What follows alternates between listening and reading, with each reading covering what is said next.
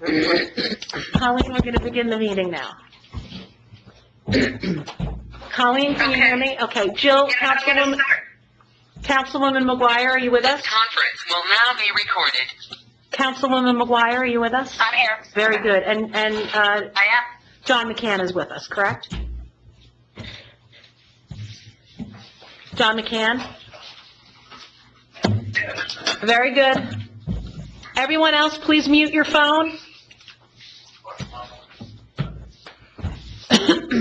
Everyone ready?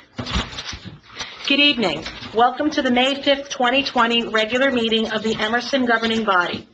This meeting is being held via teleconference due to the COVID-19 virus outbreak. This meeting is being videotaped and may be viewed from a link on the Borough website, as well as on Verizon Fios Channel 36 and Cablevision Channel 77. Please turn off your cell phone ringtones and mute your phones. And if you are a member of the public joining us electronically, again, please mute your telephone until the public comment portion of the meeting begins. Mr. Hermanson, will you please lead us in the Pledge of Allegiance? I pledge allegiance to the flag of the United States of America and to the republic for which it stands, one nation, under God, indivisible, with liberty and justice for all. Please take a moment of silence. Sorry, we haven't been in the room, so I didn't say standing. Please stand. Please let us take a moment of silence for all of the Emerson residents who have passed away recently, including Heather Fitzsimmons, Marie Mills, Henry Greiner, Harold Abrams, Albert Clayton, Edward Carpenter, Herb Kassab, Joseph Bobella, and Richard Delvecchio. And please forgive me if I've forgotten anybody. I would also like to keep in mind, if anyone else has passed away, please forgive me, and just know that all of you are in our thoughts and prayers, and we as a community mourn with you. This meeting is called pursuant, thank you. This meeting is called pursuant to the provisions of the Open Public Meetings Law and adequately noticed pursuant to NJSA 10-4-10. Notice of this meeting of May 5th, 2020 was sent to the record, Ridgewood News, on December 19th, 2019, and notice to said newspapers. Posted at the entrances to Borough Hall, on the bulletin board in the municipal building, and has remained continuously posted as required under the statute. Ms. Diche, please call the roll call of the governing body. Mayor DePauw. Present. Councilwoman Argenzia. Present. Councilman Bailey. Here. Councilwoman Canalo. Councilman Gordon. Here. Council President Hoffman. Present. Councilwoman McGuire. Present. Also present are Borough Administrator Robert Hermanson and Borough Attorney John McCann. Very good. Colleen, I just want to do a sound check. Were you able to hear everybody? Yes, I heard everybody. All right, very good. If everyone, I just would like to explain to the governing body, the only person that is attached to the go-to meeting is this phone right here. So if when you speak, you could speak loudly and shoot it towards this phone, you'll be heard clearly. Okay? Shoot what? Your voice. Okay. The next item on the agenda is excused absence of governing body member. No members of the governing body were absent from the last meeting. Proclamations and citations. This month is National Mental Health Awareness Month, as well as Armed Forces Day on May 16th, 2020. Copies of these proclamations will be posted on the Borough website. Appointments and resignations. Resignation of Borough Redevelopment Attorney Richard Malgier, effective immediately. We have a resignation of one of our borough professionals this evening, our redevelopment attorney Richard Malgier. May I have a motion to accept the resignation of redevelopment attorney Rich Malgier, effective immediately? So moved. Second. That's a first by Councilman Hoffman and a second by Councilwoman Argenzia. The next item is minutes for approval. The Borough Clerk has not received any requests. Vote on that motion. We can vote on resignation. Mayor, Thank you. May I have a roll call, please? Councilman Bailey? Yes. Councilwoman McGuire? Yes. Councilwoman Denola? Yes. Council President Hoffman? Yes. Councilman Gordon? Yes. Councilwoman Argenzia? Yes. Passes mayor 6-0. Thank you, Ms. Diche. Sorry, I'm not used to having everybody in the room. Okay, the next item on the agenda is minutes for approval. Regular meeting minutes of April 21st, 2020. The Borough Clerk has not received any requests to amend the regular meeting minutes of April 21st, 2020. May I have a motion to approve the regular meeting minutes of April 21st, 2020? So moved. Second. That's a motion by Councilman Gordon and a second by Councilman Bailey. May I have a roll call, please? Councilman Bailey? Yes. Councilwoman McGuire? Yes. Councilwoman Denola? Yes. Council President Hoffman? Yes. Councilman Gordon? Yes. Councilwoman Argenzia? Yes. Passes mayor 6-0. Thank you, Ms. Diche. The next item on the agenda is review and approval release of select closed session meeting minutes from 2014 through 2015 per attorney review. The Borough Clerk has received an OPA request to release all closed session meeting minutes from 2012 through 2020. At this time, the Borough Attorney has reviewed the closed session meeting minutes to determine which topics may be released to the public. Items related to personnel matters are not considered public documents. In addition, topics that are ongoing and not yet resolved are not considered public documents. May I have a motion to release the sections of the closed session meeting minutes of 2014 and 2015 as reviewed and approved by the Borough Attorney, John McCann? So Second. moved. Councilwoman McGuire? That's a motion by Councilwoman Argenzia and a second by Councilman Hoffman. May I have a roll call, please? Councilman Bailey? Yes. Councilwoman McGuire? Yes. Councilwoman Denola? Yes. Council President Hoffman? Yes. Councilman Gordon? Yes. Councilwoman Argenzia? Yes. Passes mayor 6-0. Thank you, Ms. Diche. The next item on the agenda is financial business, Resolution Number 99-20, extension of second quarter tax payment grace period. Rob, would you like to say anything on this before we vote on it or approve it Yeah, or deny it? so basically, the governor allowed for an extension for a few weeks from the May 11th deadline to allow it to June 1st. But what it doesn't allow for is, if you are late on your taxes after June 1st, it reverts right back to the May 1st amount, and you're at 18%. So we understand that people are having trouble potentially making their payments. But I would like to say that the good news is for the borough, right now, from where we were at this point last quarter to match, we have a matching analysis that we've asked the financial department to give us. We are actually slightly ahead of where we would have been at this time last year, in the last quarter. That being said, we do realize that this is a tough time for a lot of people.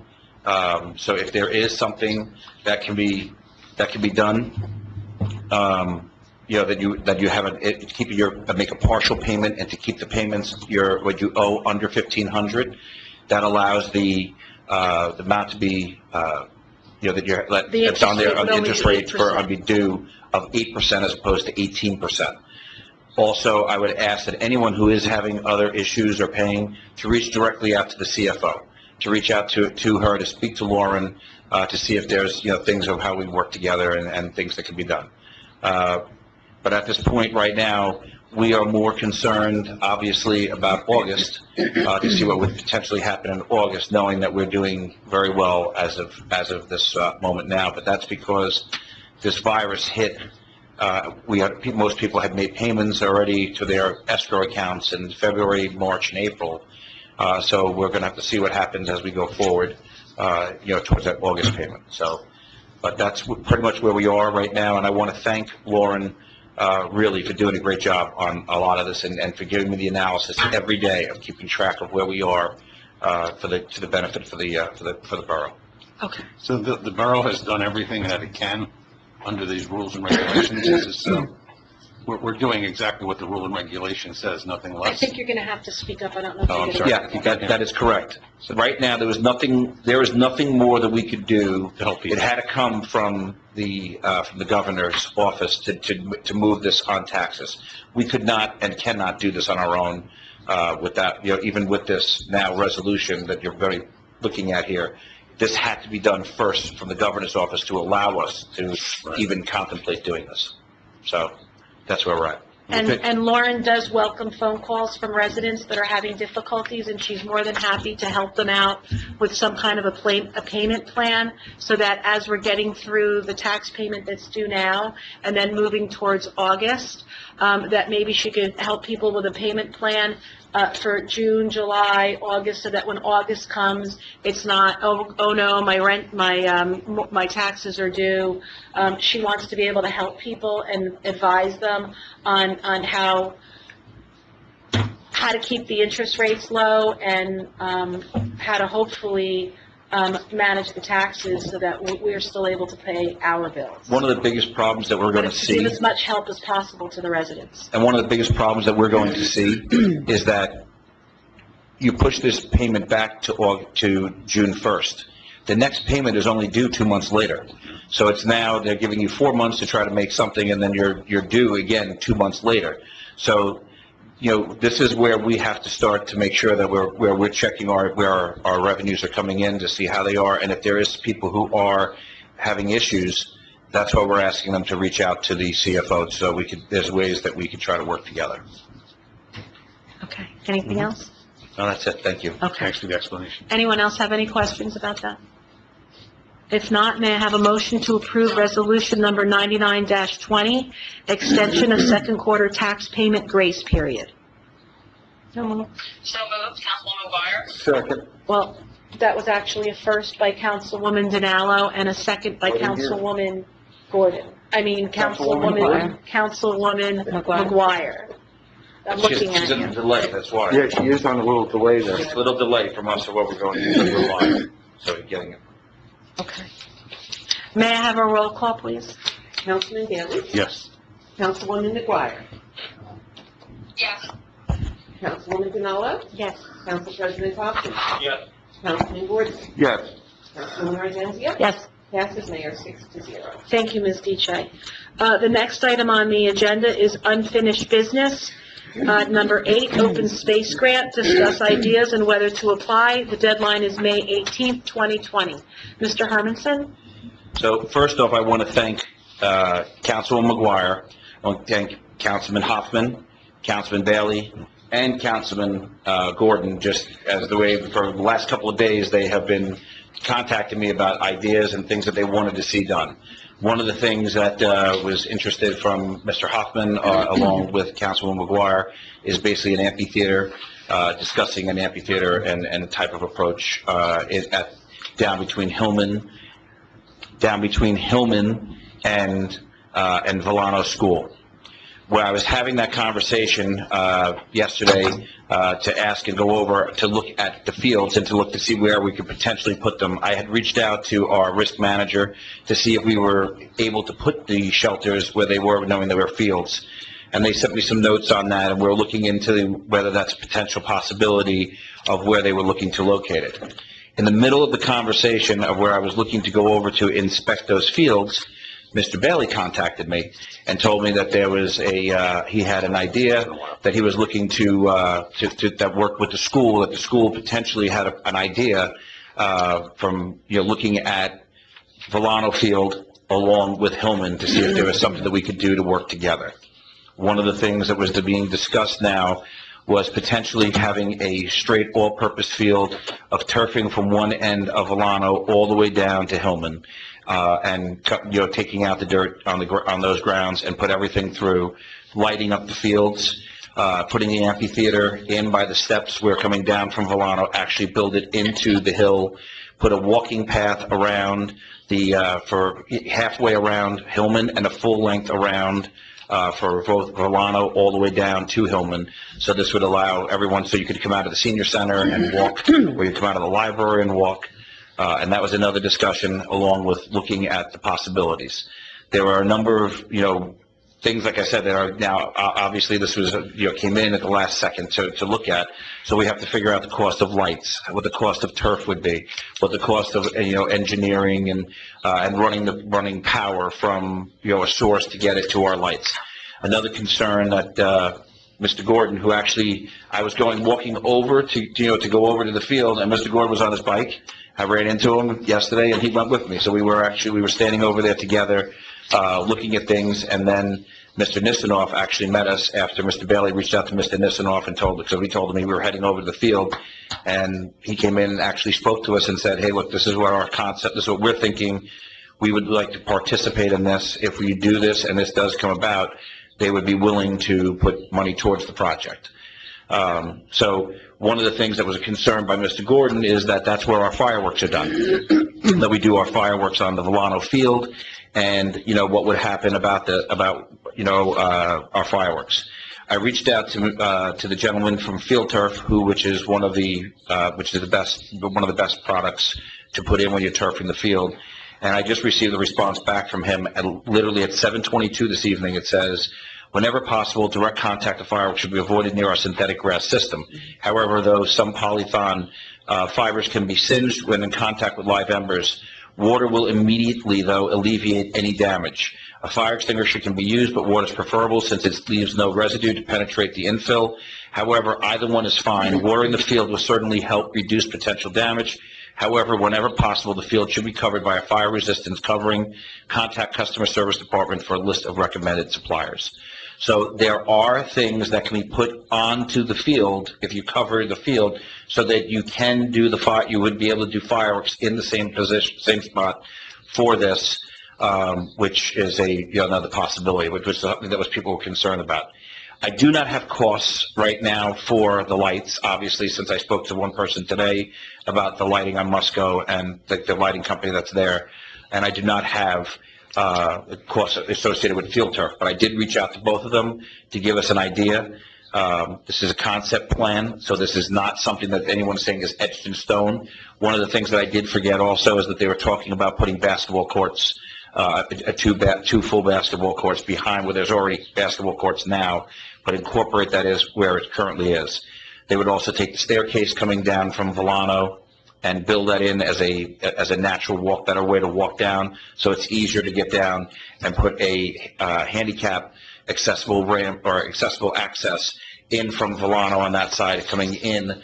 So that's where they would put the amphitheater, where you would then have access to bring your own chairs. You could sit on the grass and towards the hill, because they would not want to touch the hill. They would leave the hill alone, obviously. So this is a concept. The other plan that we heard was, like I said, was Councilman McGuire's and Mr. Hoffman. Okay, we're Councilman McGuire, but reached on about the amphitheater, about talking about putting an amphitheater in spacing. So right now, I'm looking into everything. I believe we have till May 18th. So my recommendation is to allow, to ask us to continue to get at least the costs associated with it, so we can get it back to council to make a decision and kind of have an idea of where we want to go.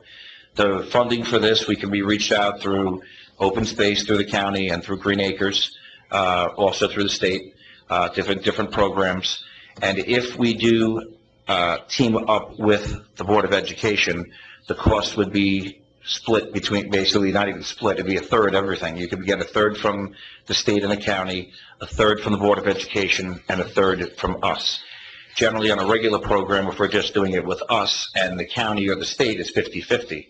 So again, this would be a win for the taxpayer here, because we'd save more money to do this project. This project could not be done this year. There's no way of getting it done this year, because A, we haven't funded it into the budget, so we would have to put it in towards next year's budget. But we would also be able to put it out over 2 years' time, so that so the cost would be split over 2 years if we're looking to do this, because you have a 2 year time period to spend the money, which is what we're doing with the backstops. Right now, we're doing our backstops next year on the grant money that we had received this year. So if anybody has any questions on that, I'm more than willing and able to answer any questions on this right now, what we're looking at, and we can kind of go from there. Mr. Gordon? Can I just say one thing before you go at it? I just want to go over it. It would be a track around the whole fields, that the seniors or anybody could walk on. It would be an amphitheater. It would be turf. It would be basketball courts. Softball field. It would be lighted softball fields, and then lighted fields also for any other sport that plays on that field. That's correct. You could have T-ball, softball, football, soccer, and baseball, and lacrosse, all in the same area, all in the central part of town, all bringing the people to the one place and drawing them to one area, which I think is a great idea for the borough. Mayor, when you said track, that's not what you don't know exactly mean like track. No, it's a walking path. No, a walking path, Yeah, a track. The high school already has a track, so if you wanted to do a track where you're tracked. Well, when I said track, I meant a walking Absolutely. area. Walking path. Absolutely, but a Something walking, Councilman Gordon brought up the walking path. Something for Perry the- could drive up on and plow off for the winter. and again, that And would have to Councilman be, Gordon brought that up to me a year and a half ago, said, wouldn't it be great if we could put a walking path so that when the seniors are down at the senior center, they can just come out and they could take a walk without having to get in the car and drive down to the actual track. and that's what I And was it would saying. also help anyone with a disability, because I know that I have heard complaints over the years that anyone with a disability in a wheelchair cannot get onto some of the fields. So if we were able to put that track along, disabled maybe would be able to get onto the path to get closer to some of the games in order to see their children and whatnot. I will tell you, one of the coolest things that I did here today from the lighting company is that the lights themselves, and when they put their lights on, they can actually put cameras, that they would give us cameras to put on the back of our backstops. They're doing this all over the country now. In fact, if people, they have them in Florida, South Carolina, Texas, and they're seeing them all over here in New Jersey now too, which allows people to sign in to the camera to our site to watch the game. So if you have your grandparent or an aunt or an uncle or someone who's living outside, they actually charge like a $3 to $5 fee per game, and that the money will go back right to the programs of your sports program. So they have people who are signing in now who parents can't see a game, or daddy's traveling, mommy's whatever, and they want to see their kid play. They can sign in and watch, and the camera actually follows any action. So if there's action starting, the camera pans wherever the action is going on those games for the backstops, which is incredible. So, yes, Mr. So in Gordon. other words, we could be sitting in the hotel watching our kids play. That is correct. Nice. Which, by the way, right now, I talk about social distancing. If you have kids who you can't get out right now, which is what's going on, that you would be able to watch your kids while social distancing too. It's amazing. It sounds like it would be a very big nut, but, in just a second, it sounds like it would be a big nut, but even if we just started the project by applying for the open space grant and then trying to fund it over 2 years, each one of these does not have to be done in 2 years. We could do it in phases, correct? That is correct. That is correct. Okay. Council President? Yeah, so I have a number of questions about the call. I'm not sure if I totally understood your breakdown of the funding for it.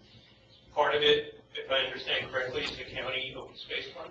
Part of it is county, and there's also Green Acres. Okay, so I understand both of them. I've dealt with them before. Open space is usually a matching grant, correct? It's a matching grant, yes. Okay, so there would be a cost to the Emerson taxpayers. Of course. So this is not in any way 100% funded. No, that's why I said a third, yeah. The other third, the Board of Education, that would be taxpayer money as well. From where I understand, they have a capital reserve that they would use their part of capital reserve. If there's such a capital reserve, why didn't they use that for this other program that they're doing up in Memorial and other places? I think that's a question for I think I was just Board going to say, I Ed, think not they- for Mr. Hermanson. Is it not a legitimate question? It is, but not for It Mr. may Hermanson be a to legitimate question, but that's not one I'm going to be able to answer, Yeah. all right? And that's, like I said, all I did, again, was answer people that things were brought to me, figure out what costs are associated with it, and as I said right here before, it's a concept plan. It's not necessarily something that I'm telling anyone you have to do or not do, but what it allows you to do is ask the questions, find out your answers. If you're not happy with the answers you get, you don't vote on it. If you like it and you think the answers work, then I think then you can make that decision based on going forward. I'm just very skeptical of the Board of Ed that they have this extra money, because a very legitimate question, as I said, is why didn't they use it, before? And a lot of people, a lot of taxpayers in this town, who right now are in a very tough place, some of them are unemployed, okay? They're going to be asking that same question. Well, and listen, again, I'm not directing... no, again, but that's, so my point is, and this is one of the things that I did say, it cannot be in this year's budget. It won't be in this year's budget. And so one of the things going forward, based off what happens this year, what happens going from here to August and to where we see where we're going, that's even it's better for us that it's not here now, because it does give us the opportunity to take a look to see where we are as an overall plan going towards next year and the year after, to see if, as the mayor has said, maybe you can't do the whole thing. Maybe you do a part of it. Maybe you do an amphitheater. Maybe you just do the lights. Maybe you do part and do turf, or maybe you just do the walking path first. You start doing some of the things that you can start piecing them, but what it does is, eventually, if you start putting the pieces together on the puzzle, right, you put one piece together and then this one, you may be able to get the whole thing, eventually. But at the same time, we are worried about taxpayers. We are worried about the costs associated with this. So that's the reason why we want to go and do all the due diligence, get all the answers, and see the best way of, if to do it at all.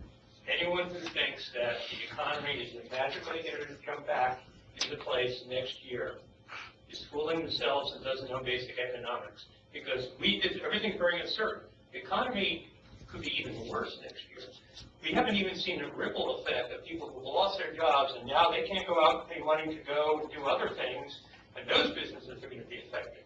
So I think at this point, to go forward with this, unless it's 100%, we know it's going to be 100% funded, is fiscally irresponsible and insulting to the taxpayers of this town. Well, I have a question, because if irresponsible, I understand your point, but I don't understand it, because there's no cost associated with going forward. We're trying to find out what a cost is. So if you said to me, not only if you do the plan, only if you actually start going through with certain things, and there's some things, if you only do part of the project, right, that you're only going to have X amount of dollars that you're going to have to fund. You don't know what that cost is going to be, Rob. Exactly, so that's the reason. Yeah, but my point is that it could be a lot of money. Unless you can give me some ideas, it could be $5,000, okay. But is it going to be $500,000? That's a whole other thing. And because we don't know how much that's going to cost. Yeah, I don't think people want one penny more in their taxes right now, not one penny. We're in a recession. I sound wonderful. I would love it all. I love the thing about the video cameras. I loved it all. But I don't think we can afford it right now. And what if, and I know there's two different funds, but what if we fall a little short from the Woods money for Borough Hall? I want Borough Hall to be beautiful. I don't want to have to say I can't put brick on the building because we already taxed people. I want it to be done the right way. I loved everything you said, but we can't afford it. But look into it, if it's zero cost, because the Board of Ed is my money. It's our money. It's not magic money. It's our money. And then Well, we have let's our just be money. clear. And then We're not- the only free money is the open space, which isn't Well, even free. That's also our tax money. One at a but time. It's only matching to what we It just spend. sounds too expensive right now. That's all. Insensitive, maybe. Maybe that's the right word, insensitive to taxpayers right now? I don't know. I think the point that Mr. Hermanson is trying to get across is we're not doing it right now. Yeah, This I know. is something I that love we the would idea. be vetting and seeing if it's feasible going forward in the next couple of years. But if we don't apply for the grant, we lose the opportunity for the grant for this year. You can always give So it it- back. And How we long can does always the give the grant- grant back if we think that it's not feasible to do. But how if long we does the don't- grant money hold? How 2 long? years. 2 years you can hold on to Yeah, it? and the money will not be allocated till most likely September. Generally, on Green Acres is September. I think we just got our funding in, I have to look at the, on the open space. I don't think we just got the backstop money. That was like in November or December of this past year. So, on that side, like I said, this is not anyone, like I said, that there's no way that I would do this project starting tomorrow. I'm not looking to do this project starting tomorrow, and I'm not necessarily even looking to do the project. What happened was, we were offered an opportunity to open as every as I asked everyone, for the last 3 council meetings, I begged people here to tell me an idea for open space. Basically, in the last week, I had 4 people reach out to me finally on concept and ideas, okay? And one other Councilwoman McGuire also reached out to me on another project, but that was not necessarily an open space. We realized there was more for safe routes to schools and whatnot. So I want to thank her for also, she was the first person to reach out to me. But- Mr. Hermanson, but the way you described it to me is you would find out all the costs, and maybe for this open space grant, we're applying for a piece of this for an overall plan that we could do a piece every year going forward and applying for open space every year. It's not that we're going to spend $4 million on top of the Borough Hall building. It's, let's start with the amphitheater, and we'll get the open space grant. But the overall project, we would have a vision that this is what we were trying to reach, and every year, as the open space grant becomes available, we would apply for the open space grant for the different compartment of it to make one overall plan for the end. But you understand that open space, county open space grants are matching grants. Of course I understand that. There is a cost to the taxpayers. Of course there is. Not predict and say, well, maybe it's going to cost nothing. It will cost something. Nobody's saying it's free. In this economic climate, there are people who've lost their jobs. Mhm. The unemployment rate is soaring to a point where we've not seen it in years. People are going to look on this as ridiculous spending. I don't care. But we're not- if it's a long-term plan, you're still going to be spending money, and people are going to be suffering going forward to the next few years. So should we just do nothing? Should we just stop spending all money? We've already put a spending moratorium on anything that, excuse me, I have the floor. We've already put a spending moratorium in place, so that no one in this building and nobody attached to the borough, whether it's a sport, a department, can spend money. If they need anything, if they need a paper clip, it has to go through Mr. Hermanson and our CFO for approval. So a spending moratorium is already in place. We are not looking to spend money next week. We're only looking to get a concept plan together so that going forward over years, when the economy does get better, I mean, we can't just sit here and not plan anything. I think we need to do some things, to look forward to some things, to making some kind of positive changes to the borough, instead of just sitting and saying, we don't know what the economy is going to be. It would expense a Borough Hall addition. I understand that. we have to And that's a necessity. One at a time. That is a necessity. You have a question for me? The open space grant, it comes around every couple of years? It's every year. It's every year? every single Okay. year. And every year, it's a matching grant, And- Council right. President is Right. correct. So we don't even have any plans within the next year, I mean, like, onto what Ken said. It's September, the monies would be granted. So you have to have it in by May 18th to have it granted for Green Acres by September, and then Because, further I for mean, next I don't year. even think the economy is going to be getting back to normal next year either. So I don't even know why we would bother to apply for the money, and let's wait until at least we're stable, the economic conditions are stable, and then if it's every year, then we apply for it a different year. And that's, we never had an issue with that. And like I said, as I have said earlier, and I said at the last council meeting, if you don't want to apply for anything this year, we don't apply. But my point was also is that if we are going to look into something, we should start looking in, at least if you get a cost for it, so this way you have an idea of what you're doing. So can't you look into it and get a quote without applying for the grant? Sure, you can do whatever you want. That's And then what, that way, at least you have an idea? but if you apply for the grant and no one else applies for the grant, right, you may get more. But So it it only all stays for depends. 2 years, and we're not going to do anything next year anyway. So then you're looking at the year after, which I probably won't either because of the additions to the Borough Hall as well. So, I mean, I think it is kind of silly. I do, I agree. Sorry. It's a great idea, like Pat said, but there's nothing going to be planned for this year. There's probably nothing going to be planned for next year in terms of using that money because we have other big expensive things going on.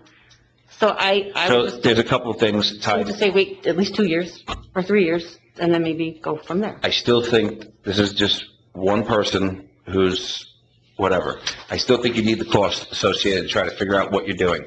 Because one of the things, if you're asking just for an amphitheater, you got to know what the amphitheater costs. You need to know what the engineering, where it's going to cost. Right, If you need each to know- council member asked for something. If no one was ever going to apply for the grant, I don't know why anyone even called Mr. Hermanson and asked him to look into anything. Well, I So Yeah, all very he good. wants to do is just look into how much these things So he can. were going to cost. Councilwoman Margenzi said he can do that. There's nothing. So that way, at least if we know in 3 years we apply for the grant, we know we need over X amount of years. So you're gonna need, every year get more But expensive. the way I that's was fine. understanding Understand. it is that if we apply this year for a grant, we could have this year's money for the grant, and then next year, we apply for another piece of it, we have that year's grant, and then 3 years, 2.5 years from now, we apply for the grant, and each year you get the grant, you have 2 years to spend the money. So it's like a projected spending plan over almost 6 or 7 years in order to do each facet of the plan. I understand That's just that. the way I understood it, Okay. and it doesn't say that we're spending a penny. This is all just ideas and planning to move forward to see if it is something, if the economy, I'm hopeful that the economy is going to come back, that if the economy does come back, and if everything works out the way we feel that it's going to work out with Borough Hall in terms of our down payment is on the agenda today and are moving forward for financing that. As long as everything is in order, then we're in a position to move. If we don't apply for the grant now, and this is my only caveat for not doing it, is if we don't apply for it now, we're behind a whole nother year in trying to get that grant money. But we're not going to use it next year anyway. Or the No, year. but we can still use it. You could still put it 2 years. But I'm sure we're not going to do it in the second year either. How are you No, sure of that? what if you, Well, Nobody knows what if you This is apply for the grant? One second, one at a time, one at a time. I don't know the answer to Go this. ahead. obviously. Jill, I hear you. All right. Give me 1 second. It's 2 years, you said, you have to spend it. Like, what if, Or give it what back. if the economy doesn't get better and we don't want to go along with the numbers, okay? What do we do with, do we have to give the money back? Is there a You- penalty? No, you can give it back. You You give the just money say we're back. not going to This give year the back, money. we're not doing the or write a letter. project. I didn't know. And so that's the great thing of the idea, It doesn't of the cost money. us anything. Doesn't It's cost you just, anything to go for the project to see No. if you have the ability to do it. Councilman McGuire wants to Yeah, say something also. when Well, you're- I'll let her, I'll get next. One of the things that we were talking about was town and country property, that there was potential with town and country property, that we were looking to potentially do something with town and country property. We were looking at a couple of other pieces of property that we own also. There are some things here that we have assets that we may not want to keep those assets, but we may want to use those assets for something else. Those are the things that, like I said, when you start to look at the ideas of where you are, you start to plan. And as your administrator and as a CFO and as the person who will be looking to where you're going to be looking to spending, you got to have some sort of idea and a vision of where you're going so that you can start to talk to and say, hey, listen, if this is what we're going to do this year, we may need a fire truck too. We may need this. And if those are the years that are here, we got to start looking to where we are so we can put things in items or windows of where it might fit for that year or may fit for another year. So certain things that we're looking at, really, it is about planning. It's not about spending, it's about planning. And if we don't have the money, you don't spend it. You just don't do it if you don't I have want to to. give Councilwoman McGuire. Jill, I'm going to ask you to speak up the best you can, and I have the microphone right next to the speaker of the phone. Okay, I just wanted to share that I also have reservations about moving forward with this because it's a matching grant and also the current climate that we are in as a community. I just have some hesitancy about that. I do understand that it seems like what we're moving forward with is just fleshing out a concept. If that's what we're doing this evening, I'd be okay with looking into that, but I do have hesitancy with moving forward with any project that's more of a want than a need. And I think that's an understanding, and I will say this, one of the things that, when I came in October, one of the first things that was said to me when I came in and I met a few people and, you know, through the town and you know, I was being walked down at the firehouse and walking through and people who were involved, was that they told me that the girls have no lighting on any of their fields, all right, for anything. And that they were looking to have something equitable, all right, for something to do with the lighting in comparison, because softball, they do not feel as if has, you know, something for the kids. That was the first thing that I heard about it. I didn't know. There was a couple of other times I've heard it again. I've had someone reach out to me just the other day over the spending moratorium who was involved with softball. We were talking about things and the costs. And that individual, I spoke to that individual about it, and again, was brought up to me about no lights for the kids, that there's no access at night, and, that they can't, do things for scheduling. It makes it harder. So those are the things that I think what happened is you start to see other people who are saying certain things, they start trying to put something together, and they contact me. And so at that point then, I'm trying to figure out and fit things and make it fit. If it doesn't, then it doesn't. But if it, if there's a way to do this, to try to make it work for everyone, then, I think that's a good idea. If it's not, doesn't work, I don't think that's a good idea. Does anyone else You gotta have do it. anything else Do we to need, say? I was just going to say, I appreciate that effort that you're making, Rob. Certainly, you're doing your job and your due diligence. It's just that at this point, we do have residents who are losing their jobs, and I just don't know if this is the right time to move forward with such even planning, as far as moving forward with the grant application. Anyone else? If I could.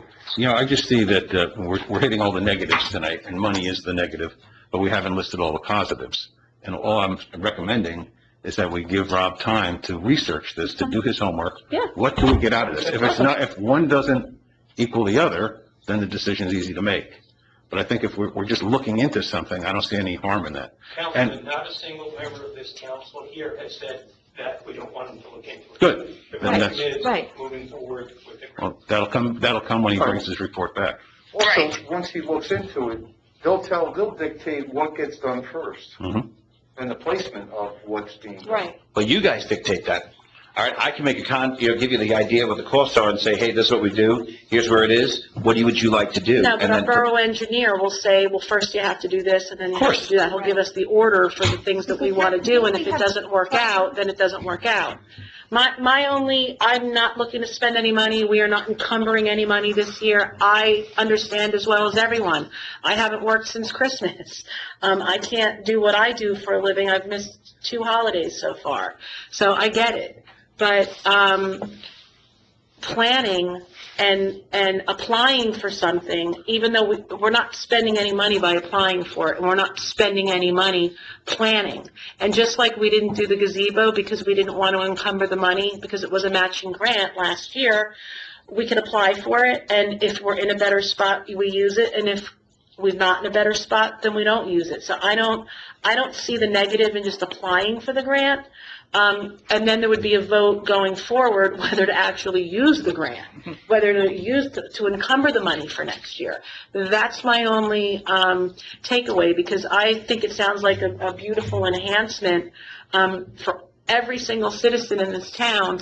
I think it reaches the children. I think it reaches people without children. I think it reaches our seniors. I think it's something that will legitimately represent something for every single age group in this town. We hear a lot of times that the kids get a lot and the seniors feel that they're left out. Well, if we had the band shell, like Councilwoman McGuire originally suggested, that's a beautiful thing. We can do concerts down at the fields, and it would be more activity. We have our town picnic once a year, and it's one of the greatest days of the year where everybody sees everyone that they haven't seen since the last year. So if we had concerts and we had that band shell, we could do that 2, 3, 4 times over a spring and summer. I just looked at it as a way to enhance living in the town and getting our community together, whether it be the young, the old, just mixing everybody together. But I respect everyone's opinion, and should we take some kind of a census or a vote to see if you're even going to vet it, or do we just want to leave it lying right here? What do you suggest we do? I think you should give me an idea to vet it or not, because there is time associated with this, all right? So there is going to be hours put in to try to reach out to people and do this. I do not have a problem putting the time in, all right, and on anything that anyone asks me to do. So I want to make sure, though, that I don't want to do something that the council doesn't want me to do. That's the thing. So if you want me to do it, I'm more than glad to reach out and to look into the time. Said, we have no intention of doing anything this year, and Right. the monies that you will spend all these hours and hours trying to come up with, they're all going to be outdated. Like, if we want to do 2 years from now, those numbers are gone.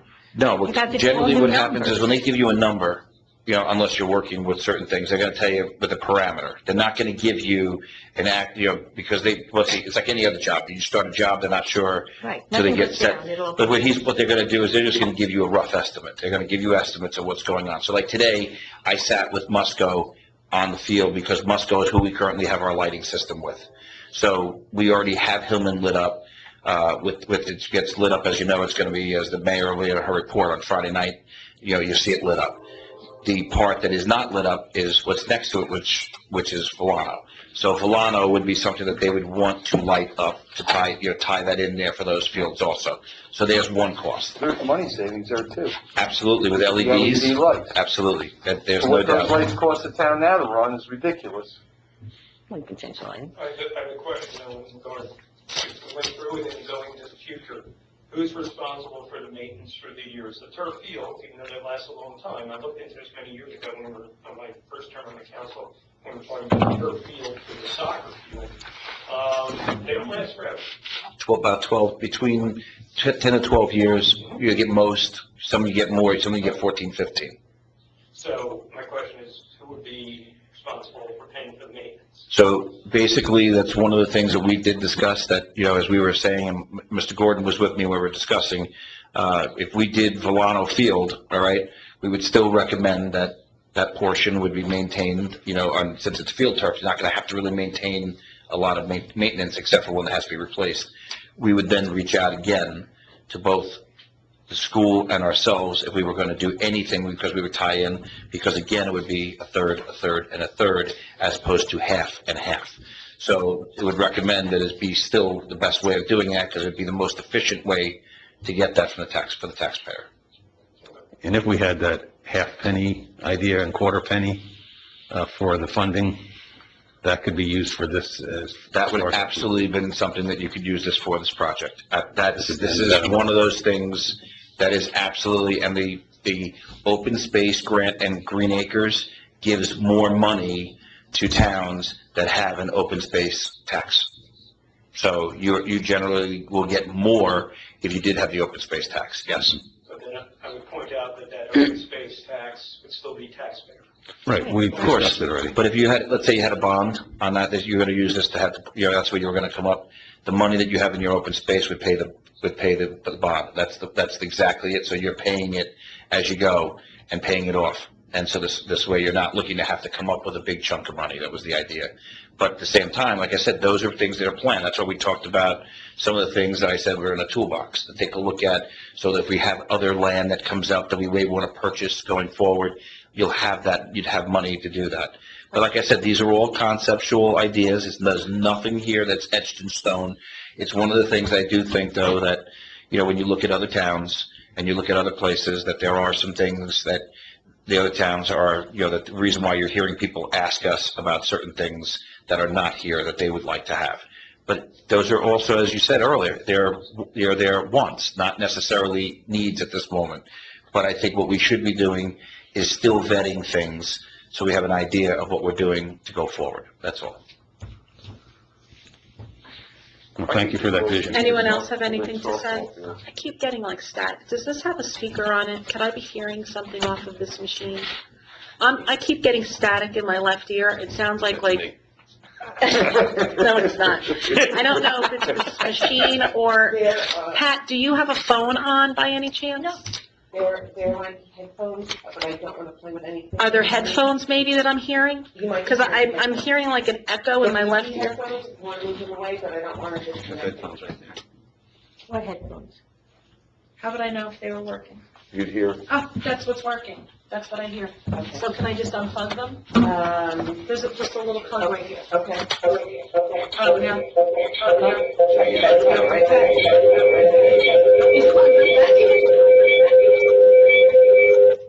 Okay. Okay. Is there a way to lower the volume on those? I can lower the volume in here, but we had turned it up so we could pick up. Is that why I'm hearing it? Because it's turned all the way up? Okay. Sorry, I'm trying to run the meeting and I keep on hearing like this noise right here somewhere and it keeps distracting me. No, it's okay. Now that I know what it is, I'll just at least be able to zone it out. So Okay. the question about to move, the hours of spending, like I said, it's more of timing. We're just calling people. They're going back and forth to get the research. Okay. To me, that's where we're just getting for this way we have an understanding of costs. That's where I'm at.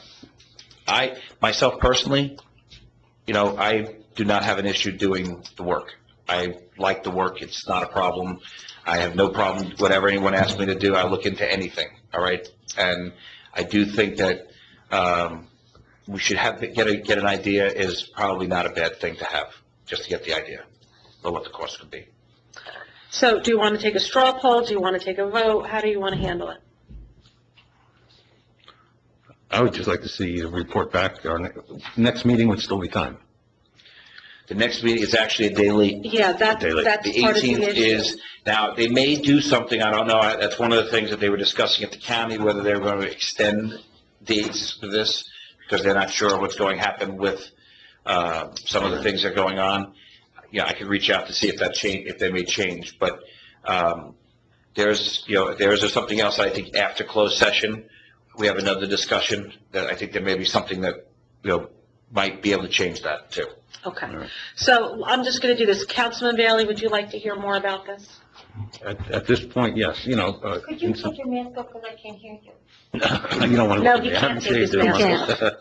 But Just bring the microphone closer to you. it's just that I think the vision is a great vision for downtown. That would be a central idea that would just lift the whole sports program, the kids, girls having lights at night, which they've never had. That would be huge. It would be huge. That's my feeling. So I'm in favor of going ahead with the grant, and if we don't use the money, giving it back. But I think we should move. I don't think we should wait another year to then try to move when money costs more to borrow. So I just think it's in the right time, the right place. And I understand the world and what's going on, but if we just sit and do nothing, we do nothing. We get nothing. So Councilwoman, the plan, I think, is important.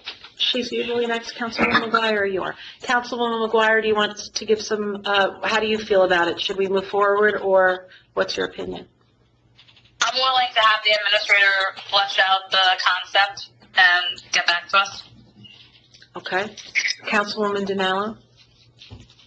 I couldn't hear what he said, or I don't know. What They both think that we should move forward with having him flesh out the idea. He would like to go ahead with the grant, and she would just like to have it fleshed out.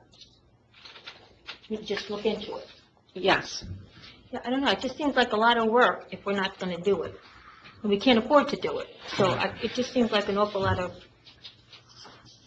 wasted time. I understand All right, so what you mean. you don't want to move forward with it.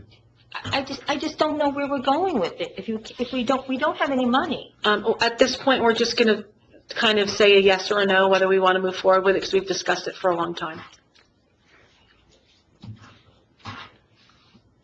Okay. It just seems like a waste of time to me because we can't afford it. So is that a no? You want it to That's drop? a no. Okay. Council President? I have no problem with Rob, fleshing it out, looking at the numbers and all that. I have no problem with that whatsoever. But I don't want anyone to come back and say, well, we spent all this time, now we have to go for the grant or whatever. But if that's what you're going to do, I have no problem with that whatsoever. Okay. Who's normally next, you or Nicole? Gordon. You. Right. Okay. I'm with Mr. Bailey on this. Go for the concept, see what it's gonna cost us. Take the money. If we don't use it, we give it back. Okay, so he's a yes. Councilwoman Argenzia? I also agree to, and having Rob go forward to see the costs. I mean, a lot of the things that we're discussing, we don't even know what the future holds in terms of the social distancing and the sports programs at all. I mean, they probably won't even have football this coming fall. So it's hard to get the numbers and say we want X, Y, and Z if we don't even know what's going to happen with some of the programs. But if he has no problem, he's not wasting his time in terms of trying to get numbers and estimates. So I don't have a I problem don't with think that. anyone is trying to disrespect any of our taxpayers. We're all taxpayers. But we do want to keep the borough moving forward. I mean, we don't want to stay just because COVID-19 has this big black cloud over everything that everyone is trying to do. We still want to look forward to something. We still want to have hope that we're going to come out of this. So we want to make plans as a borough to move forward out of this COVID-19 world. And I think this is just a way of looking forward to having something that's going to enhance everybody's lives in the borough. So I'm interested in hearing more about it as well. So, I mean, if Okay. there's no penalties, if applying for the grant and holding on to the money, fine. I mean, I don't have an issue with that There is either. no penalty, But no. I don't think we should use it yet. I think we basically all feel the same way, except for, but, that's okay, because that's why we're here. We're all here to give whatever our input is and to think about it and work it out together. And quite frankly, I actually enjoyed this conversation because a lot of conversations.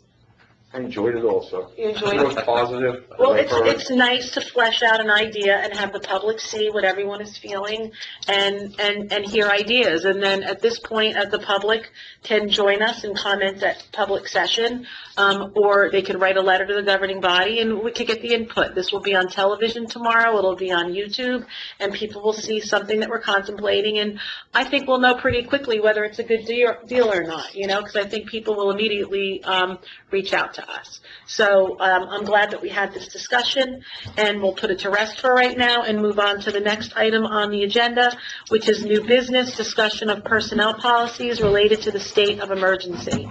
Mr. McCann? He's there. Mr. McCann? He Are was. you muted, Mr. McCann? He just told me that he's... Hi. There he is. Hi. He just told me he had to step away for a Okay, second. John, I have the microphone right next to the phone, so I'm going to ask you to speak as clearly and succinctly into your telephone that you can. Can you hear me? Yes. Okay. So the COVID pandemic crisis is a big problem outside of the healthcare and public health issues. It's raised a lot of employment issues as it relates to all the employers in the state and the country, as well as the municipal governments. So as this began, I asked our Labor Council to start to take a look at the various scenarios and factors that we would be incurring, such as what happens when we have someone who tests positive, or what happens if someone has to be quarantined and they did not test positive yet.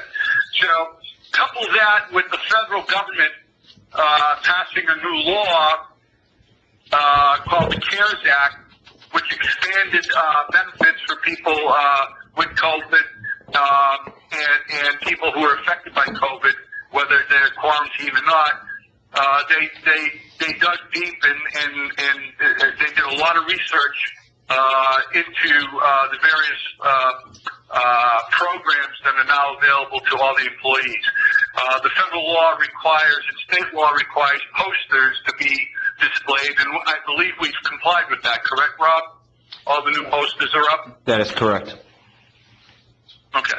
So, and again, this is uncharted waters, and so everything's been researched, and from an employee perspective, we have good our arms around what needs to be done if an employee becomes affected with COVID.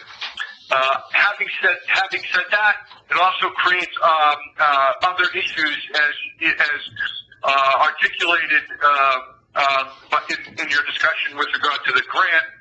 The economics of this is not good all the way around. We have, since the shutdown, we have a number of employees that have been working on the books receiving a paycheck. Let me just say they've been receiving a paycheck but have not been working. And that becomes a legal issue and a problem that has to be dealt with, because under the New Jersey law, you cannot have a job and be paid without providing something back to the borough or any government agency. So we had to look into that as well. It implicates our government in a couple of areas. It implicates the library. It implicates people who are working in our school for the benefit of our schools. It implicates people working in our rec programs. So we need to understand how that's to be treated and what we need to do going forward, and what options I can present to the borough for its policy decisions. So that's pretty much a a thumbnail sketch on what we've done in terms of looking at policies, how this crisis has impacted our employees, how it's impacted the municipality, and to treat people going forward. If you'd like, there is a very nice chart that's been done by the Department of Labor, New Jersey, which addresses a number of these issues. If you haven't received a copy of it, I will provide that to you via email. I'll ask the borough administrator to forward the flow chart to you. Does anyone have any questions about this? Anybody? No, John. Okay. All right. That's great. Very good. Thank you for that update. Our next item on the agenda is introduction of ordinances. There are no ordinances being introduced this evening. However, we do have ordinances for adoption. So our second reading and public hearing on ordinance number 1611-20, capital ordinance of the Borough of Emerson in the County of Bergen, New Jersey, authorizing the making of various public acquisitions and improvements in, by, and for the borough, appropriating therefore the sum of $147,800, and providing that such sum so appropriated shall be raised from the borough's capital improvement fund. Now, this was all done before we put the spending moratorium into place, just in case anyone had a question. May I have a motion to open the meeting to comments from the public on ordinance 1611-20? So moved. Second. That's a motion by Councilman Gordon, a second by Councilwoman Argenzia. We are now open to the public. Would anyone from the public like to speak on ordinance number, sorry? I vote on it. All in favor? Aye. Any opposed? Aye. Thank you. Now that we are open to the public, if anyone from the public would like to speak, would you please state your name? Hello, can you hear me? Yes? This is Tom Brown, 114 Pine Drive. Yes, Mr. Brown, welcome. Oh, hello. Interesting to hear this discussion tonight. Could you, on this ordinance, what is it, the purpose of this expenditure? The $147,800. Rob, do you want to give an explanation on this? These are our capital items, some of the capital items that we're looking to do for DPW, things that are, for the bonding for capital that we put in for each year that we have to do, for the ordinance to bond for capital this year. Did you hear him, Mr. Brown? That's the, Yes, I did, and it really isn't a clear answer. I heard capital, I understand capital fund, but... These are items that... For something that is needed for the urgent daily operation of yes, the borough. yes, that's exactly, when we went through, Mr. Brown, when we went through this year to go through our budget, when we went through the budget, we went through only those items that we felt were necessary, okay? We sat down with the CFO, myself, along with, our department heads, and went through the need, want, and wish list, all right? There is nothing on a wish list. There is nothing on, there may be a few things that were there for want, but that was going to help us save money in taxes and help some of our departments, run more efficiently. Other than that, there was nothing in there that we went in and did other than what we really needed this year. I'm going to tell him exactly what it's for. Yeah, I'm just going to read it to him. I have it underlined Yep. right here. Mr. Brown, these are specifically for items that were in the capital budget that was approved at our last meeting. An acquisition of an SUV and computer equipment for the use of the police department, acquisition of a pickup truck with plow for the use of the DPW, undertaking of various improvements to public buildings and sidewalks, acquisition of personal protective equipment and communications equipment for the use of the fire department. This is a down payment on all of those items, That's it. which have been budgeted for when we approved the budget last meeting. Okay, so these sound like, except for the DPW, they are first responder related items? Pretty much, yes. Okay, thank you. You're welcome. Would anyone else from the public like to speak? Hearing no more requests, may I have a motion to close the public portion of the meeting on this ordinance? Second. I have a motion by Council President Hoffman and a second by Councilman Gordon. All in favor? Aye. Any opposed? Okay, may I have a motion to adopt ordinance 1611-20 on second reading? So moved. Second. That's a motion by Councilwoman Argenzia and a second by Councilman Gordon. May I have a roll call, please, Ms. Deche? Councilman Bailey? Yes. Councilwoman McGuire? Yes. Councilwoman Demello? Yes. Council President Hoffman? Yes. Councilman Gordon? Yes. Councilwoman Argenzia? Yes. Passes mayor 6-0. Thank you, Ms. Deche. The next item on the agenda is bond ordinance number 1612-20. Bond ordinance to authorize the making of various public improvements and the acquisition of new additional or replacement equipment and machinery in, by, and for the Borough of Emerson in the County of Bergen, State of New Jersey, to appropriate the sum of $1,410,900 to pay the cost thereof, to make down payment, to authorize the issuance of bonds, to finance such appropriation, and to provide for the issuance of bond anticipation notes in anticipation of the issuance of such bonds.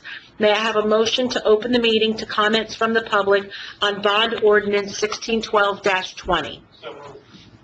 Second. I have a motion by Council President Hoffman and a second by Councilwoman Dinallo. All in favor? Aye. Any opposed? We are now open to the public on this bond ordinance and this bond ordinance only.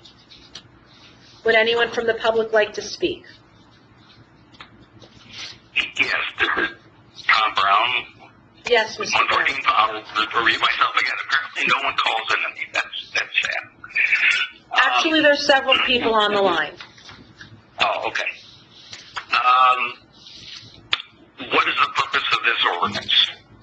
Since I missed the introduction part on the last go-round. I'll read it off to you. It is the replacement of the salt bin at the DPW yard.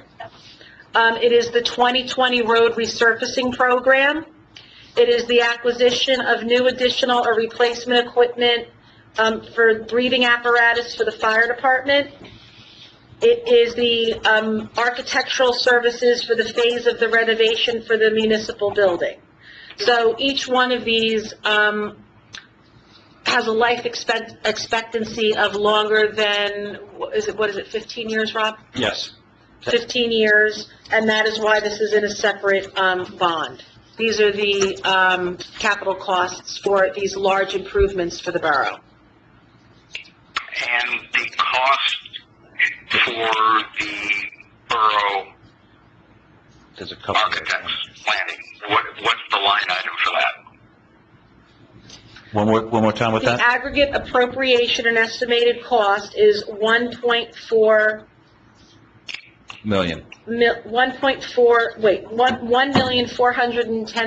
$1,410,900, and the down payment that's included in this bond is $70,900. And some items are 10-year, some are 15. And some of the items, I stand corrected, are 10-year, and some of them are more than 15 years. Did Mr. Brown ask for a specific? Yeah. He asked for that specifically for the Borough Hall, yes. Would you like to know anything else, Mr. Brown? No, I'll just make an interesting comment that here is a number that I did not hear mentioned tonight's meeting, is the number 850,000. That is the number of people in New Jersey who have filed for unemployment since the COVID-19 crisis went forward. I have heard comments made about respecting the taxpayers and valuing what they're going through. And I would urge the council to strongly consider this when formulating bonds and voting on spending. Okay, And that's my final comment on this. Thank you very much. okay, thank you for joining us on the meeting, Mr. Brown. Would anyone else from the public like to speak? Hearing nobody else, may I have a motion to close the meeting, close the public portion of the meeting on this ordinance? Second. That's a motion by Council President Hoffman and a second by Councilwoman Argenzia. All in favor? Aye. Any opposed? Aye. Motion carries. May I have a motion to adopt bond ordinance number 1612-20 on second reading? So moved. Second.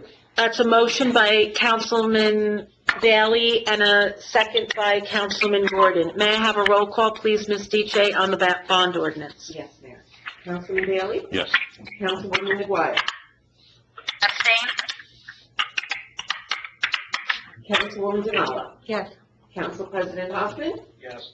Councilman Gordon? Yes. Councilwoman Argenzia? Yes. That passes, Mayor, 5-0 with one abstention. Thank you, Ms. Diche. The next item on the agenda is reports. I'll start just with some basic information. We're going to have the mayor's report, the borough administrator's report, the borough attorney, and then we're going to have good and welfare. We wanted to give everybody an opportunity since you were coming into the building today, and we're so happy to see everyone and that everybody's healthy.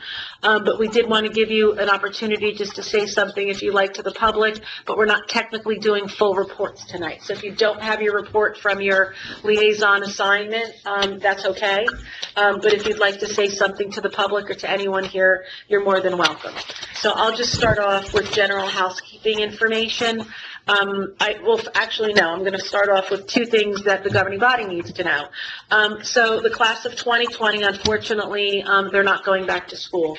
So we have a request in order to hang a banner over Main Street. I did not have this request prior to the agenda being published, so I'm just looking for permission from the governing body to hang a banner over Main Street at the Bend by the high school that supports and congratulates our graduating seniors in the class of 2020. Is everybody in agreement, all in favor of putting up the banner? Okay. Aye. Very good. The next item is Roberta Blake, who is a resident of town, has generously decided that called me and said that she wanted to make 50 beautiful bows in support of our resolution that supports all of our essential workers, whether they be healthcare, grocery store workers, truck drivers, everybody in Emerson that is pitching in and putting their lives at risk during COVID-19 in order to decorate our town. She is making some large, beautiful ribbon bows, and she may need assistance from the DPW in hanging up some of these bows in order to decorate our town in support of everyone. So I just wanted to get an okay and let everybody know that this is happening, that Mrs. Blake is generously donating all of her time in making the bows and the supplies, and that you'll be seeing these around town. And I also wanted to remind everybody that if you don't have a red ribbon in front of your home, that you could just tie a red ribbon around your home. Some people have also opted to put a blue ribbon above it. I have a blue ribbon and a red ribbon. We have red ribbons at Borough Hall. I'm waiting on a sign to support our healthcare heroes. And I've got the flag in front of my house, as do everybody else. And you're welcome to support everybody in any way that you so choose, whether it be the American flag, a red ribbon, a blue ribbon, signs in your windows. I drive around town and I see all these beautiful handmade signs by the kids. Thank you, heroes. Thank you, nurses. And it's really, it's a beautiful show of community. And I love driving around seeing it any which way that you feel like expressing your gratitude. I'm sorry, would you repeat the name of the lady that's making the... Roberta Blake. Oh, that's so nice. I just Yeah. didn't hear her name. Yes. That's great. Okay. The next item is PSE&G paving. They're in Frogtown right now, which is Palisade and below. Unfortunately, the milling machine, I think, broke down today, so they're behind a day. But the milling and the paving for the PSE&G paving has begun. You will be seeing signs popping up in your different neighborhoods where PSE&G has done work. Please follow those signs. They are not doing door-to-door tags because of the COVID-19. The police department will be sending out a reverse 911, letting people know when their block will be done, and those emergency no parking signs will be going up when do they put them up? A couple of days in advance, Rob? Usually 2 to 3 days in 2 to advance. 3 days before the paving, so please stay on top of that. If you see a sign, please do not park in the street and obey the signs. Councilman? If I could, the question for my many neighbors throughout Continental Woods. Eagle Drive. Eagle Drive, I understand that you're talking to you, I believe, and the purpose then is that they're still working on it, so therefore there's not going to be any paving in the near future. They're for still Eagle doing Drive. tie-ins to the individual homes. Okay. So when you know, all of those... long project. Yes, but when all of those tie-ins are done, my understanding is that Eagle Drive will be done from the top to the bottom. That's correct, okay. It'll be a beautiful place for everyone to drive over. We're waiting. Yes, I'm sure they are, and we appreciate their patience.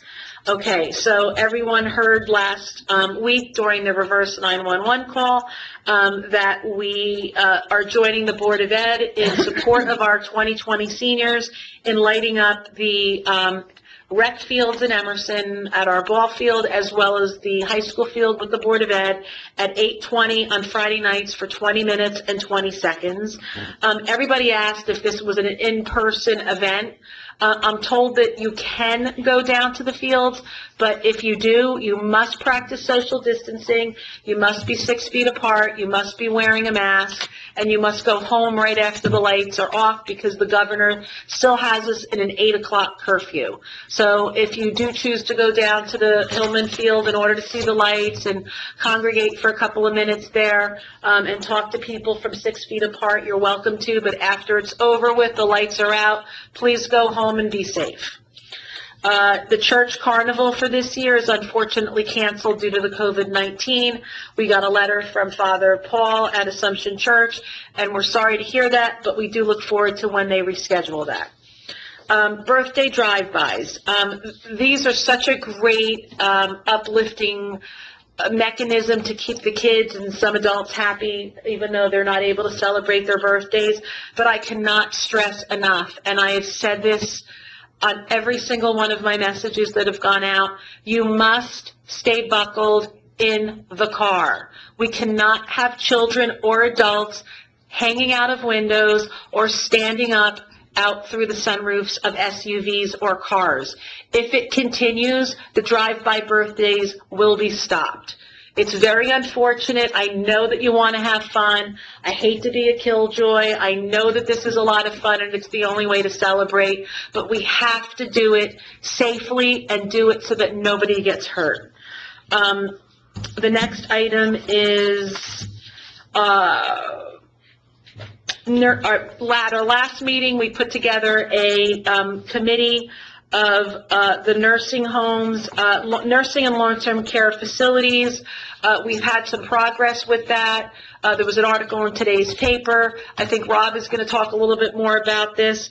But due to information that has just happened that you will be finding out about, and John, I'm just going to go into this for a second, stop me if I'm saying too much, but the borough has received a lawsuit and is being sued. I myself... Stop. I'm kidding. I'm joking. Oh, you're joking, okay. It was a joke. I'm just giving an FYI. So I am being sued personally in this lawsuit. So because I'm being sued personally and because I may have to direct some of my attention elsewhere, I'm asking if another governing body member would like to step onto the committee in my place. So we've already got Councilwoman McGuire, who's been doing an excellent job, and Councilman Hoffman, but if either Councilman Bailey, Dinallo, Argenzia, or Gordon would like to jump onto this committee, it would be greatly appreciated so that I could focus on COVID-19 and helping Rob and Jane with the day-to-day operations of the borough since we're short-staffed, and as well as focusing some attention that is going to be needed on the lawsuit. Any takers? What does it involve? You would actually be an excellent person on this in order to give some insight. So, John, Councilwoman Argenzia has asked what is involved. How many children does she have? Three. No. Oh, yes, she does have 3. I was thinking that was a joke. I forgot about Jake. Sorry, Jake. Because he's an adult, I know. Well, let me answer it this way. This is This is substantive work. The committee's been given a number of documents, and there's more coming in which to review. This doesn't so much involve healthcare as it involves policy. Things that have been put forth by CMS and by the President's Task Force, as well as CDC. These things are fairly straightforward. It's no different than reading a personnel manual. There's roughly right now about 20 documents to become moderately familiar with in terms, you don't have to memorize these documents. You just want to be familiar with them. And perhaps our councilwoman who's been putting forth, we've been formulating questions to be put forth to these facilities. I don't think it's difficult work. I just think it's detailed. It involves thinking about things before we formulate questions, and then to put together a final report of what we find, and to detail what we did. And that's pretty much what it involves. I actually think that John, I actually think Councilwoman Argenzia would have an interesting approach to this, being a healthcare professional herself. I would welcome her input. Does that sound like something that you're... I actually think that, totally agree with John on this, because I do think understanding the broader context, you're a healthcare professional, does help you kind of formulate the questions. As far as the questions, and Jill had actually done the questions, but I think that it would be a big help to the committee. Well, she'd be able to advise you a little bit more, like, just for instance, I'm gonna let you talk for a second about the gloves. We provided each. You can't see us, but the governing body is sitting 6 feet apart inside council chambers at various tables. 3 of us are on the dais, 2 of us are at one table, 2 at another, and 1 at a single table. And we provided Clorox wipes, Lysol, masks, and gloves for everyone that came into the building for today's meeting, so that we socially distanced and we were safe. Councilwoman Argenzia's feeling was that gloves were probably not the best thing, because once you touch something and then touch your face... The same premise as your hands. Right. Do you want to just... No, it's the same premise of your hands. It's not medical advice, it's just a suggestion. Exactly. I mean, if you feel more comfortable wearing gloves, so be it. That's not, my judgment to say near or there, but I was just laughing when we were discussing it, because it's the same premise. If you're wearing gloves or it's your hands, you would have to Purell the glove like you Purell your hand. People feel like they put the gloves on and they almost kind of sometimes give them a false sense of they're safe, and they don't notice things that they're doing that the glove could be contaminated, that could be hurting the individual. That was it. I just thought that was interesting, and I thank you for sharing that. All right, so I hereby appoint Councilwoman Nicole Argenzia to our long-term care nursing committee that is going to look into all of these aspects of what is going on at our 3 long-term facilities, and I thank you for helping, and as usual, I thank Council President Hoffman for his generous donation of his time towards it, as well as Councilwoman McGuire. Okay, so that'll be the new committee. The next item is the Parks and Fields, as everyone knows, are open. I've seen a lot of bad behavior at the Parks and Fields, and everyone is shaking their heads. If you do not social distance at the Parks and Fields, the Board of Ed and the borough will be forced to close the fields and the parks again. I have been to the track, and I have been to Hillman Field, and I keep seeing older teens, younger 20-year-olds, sitting in groups, working out, touching each other, high-fiving each other, sitting on top of one another, hugging. It is not recommended that behavior continue. If we continue to see it, we've been flattening the curve and doing a great job here in town. I beg of you, please keep your children safe. Please keep an eye on your children, even your young adults, and instill in them that in order to get through this as quickly as possible, we need to keep everyone in this borough as safe as possible, and the social distancing and wearing of the mask is the really number one way that we know how to do it. Council President, do you have something to say? Yes, I just wanted to ask you a question about a clarification on the types of activity that's allowed. I may have misunderstood. I remember originally it was just passive recreation, then we went to nothing. Now, it is more active recreation, because I'll give you an example. I saw a group of... Can you speak up, though? So I saw a group of maybe 8 teenagers playing soccer. There was one guy in the goal who was maybe 30 or 40 feet away. The rest of them were maybe at least 10 feet away, so they were all social distancing, yet it was an active recreational activity. Is that permitted? Technically, that is not permitted, that is not passive. Passive recreation includes walking, running, playing games with your immediate family that you've been sheltering in place with. The actual equipment in our parks are closed. What did I leave out, Rob? Basically, that's what we're supposed to just act passive, walking, running, you know, if you want to bike out on. Biking is okay. In the air, on that, you don't want to necessarily biking around on that area too, but that's basically what they're telling you. Equipment is closed, basketball hoops are closed, any kind of group activity is Today, not when recommended. I took a jog, there were people at Hillman playing basketball, but there were 2 kids playing basketball and some kid playing, I guess, soccer by himself, and the 2 kids playing basketball were playing singularly, but one was using one hoop and one was using the other hoop, so they must have brought their own basketballs, you know. Right. Basically, what we were told. I know that we removed the basketball hoops at Ackerman. Well, that's why I thought it was okay, because one was using this hoop and one was using that hoop. Okay. Yeah. Right, and if there's 2 family members that are playing hoops, they can do that too. I know that we've removed the nets from Ackerman. I don't think that they can remove them from the Board of Ed fields at Hillman. I think they're rusted into Yeah, place he was forever. He was just a sucker. Yeah. But he was wrong. But please, we're asking you, please continue the social distancing. The next item that I wanted to talk about was Meals on Wheels again. I've been delivering the Meals on Wheels, so I happen to know that the numbers have been increasing. We're happy to be helping the seniors and our housebound. Mr. Hermanson and myself went up to the veteran housing, and we dropped off some supplies to them.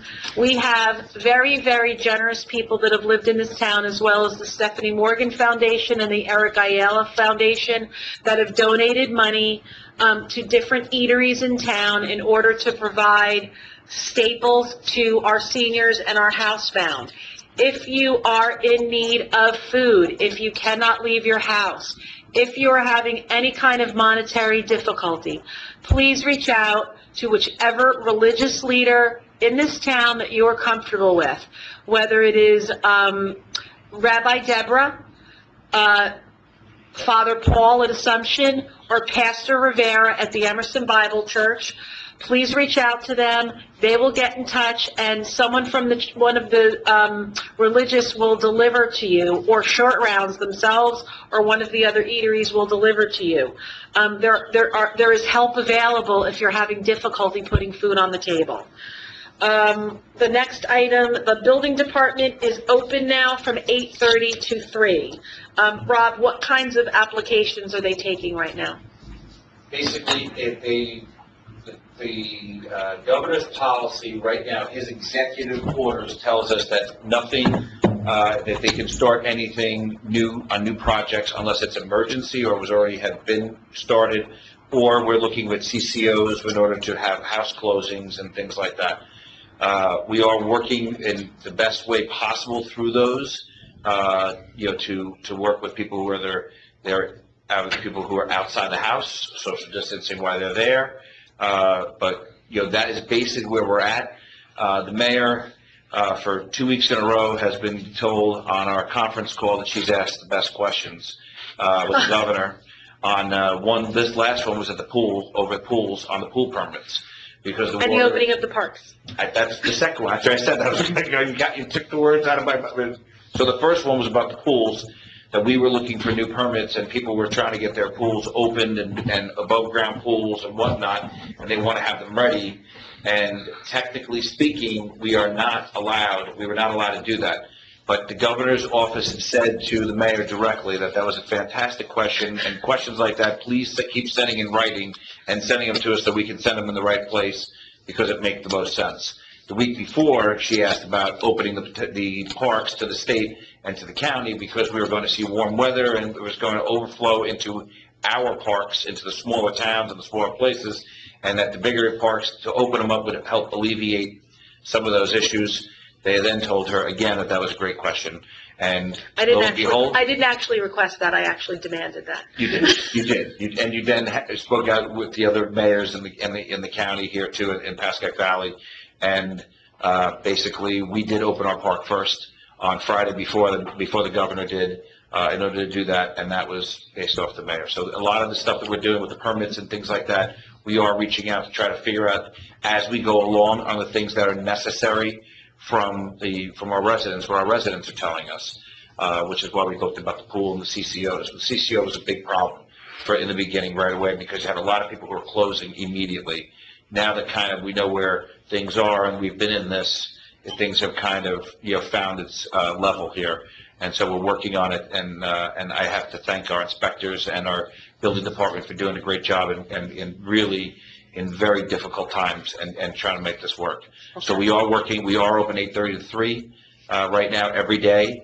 And I will tell you that, like I said, things have been going pretty smoothly. And the phone number for the building department is 262-6086, option number 4. So if you have any questions as to whether or not you can get a permit for something, please call up Patty or Rich at the construction department and ask them direct. They'll be there to help you 8:30 to 3 every day. The most exciting news that's happening this weekend on Saturday from 9 to 1 o'clock, the shredding machine is coming. So everyone that's been home purging documents and going through papers, you can bring those boxes down to Borough Hall. There will be a DPW staff member here that will assist you in some way. We ask you not to bring anything too heavy and to bring a reasonable amount. Reasonable, don't fill your whole car and come back 3 times. If you've got a few, ShopRite paper bags filled with items, bring them down. We throw them right into the shredder. They shred it right before your eyes. And it's something to do on Saturday. We're going to ask you to wear your masks and your gloves, social distance, but I think everyone could probably really use to get rid of a lot of these papers. I know I can, so I'm really looking forward to it. And quite frankly, I'll be down here and I am looking forward to just saying hello to a distance from everybody that I haven't seen in such a long time. Okay, the bad news. The borough has 177 cases as of today. Unfortunately, 104 of them are in our long-term nursing facilities, and unfortunately, cumulatively, there have been 34 deaths in the borough of Emerson from COVID-19.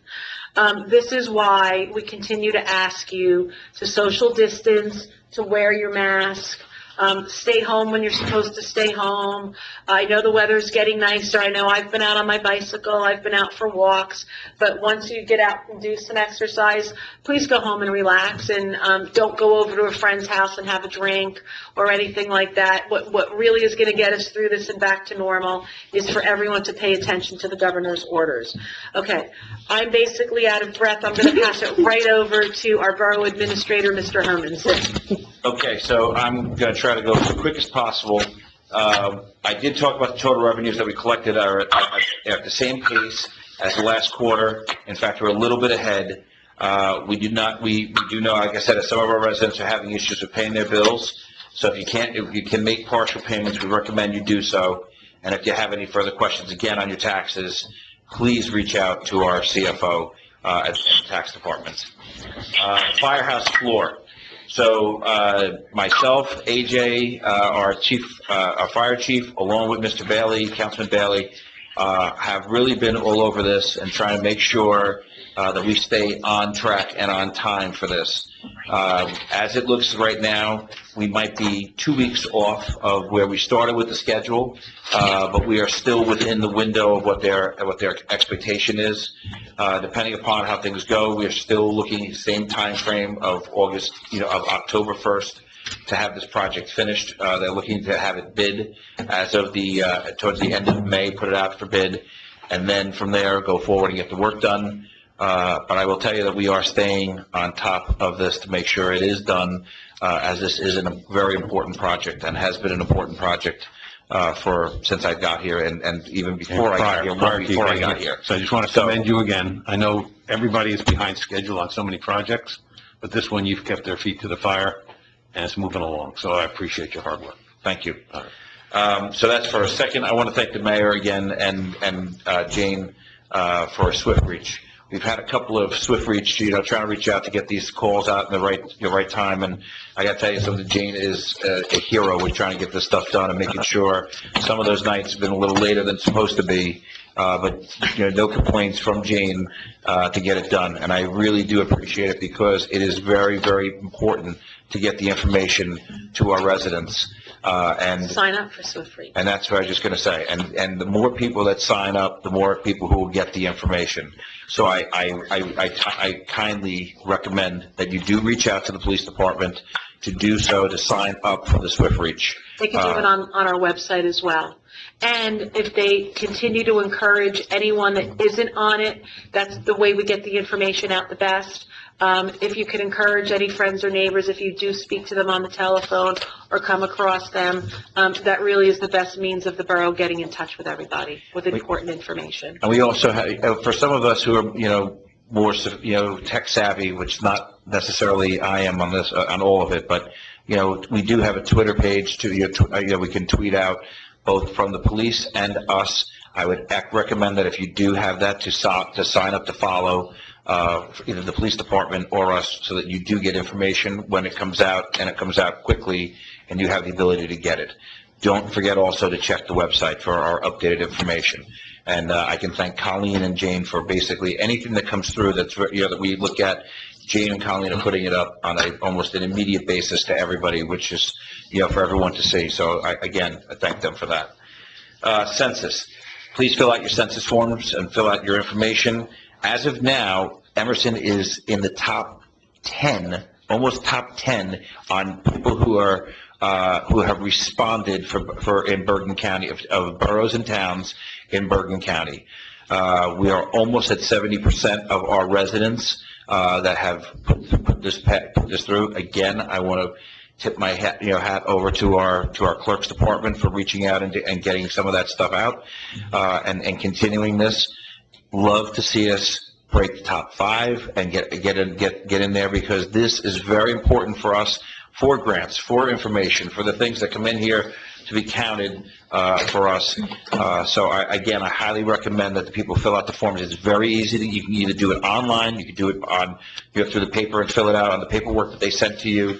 But I recommend, please, do so and continue to keep doing a great job as they've been doing so far. Well, as you say, it's very easy. When I first went to it, I thought it'd be this long thing. Done, they say 10 minutes, not 10 minutes.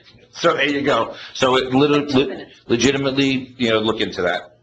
Next, I want to do another shout out and a thank you, not only to the borough attorney and to the mayor, but also to this committee, but especially to the borough attorney and the mayor.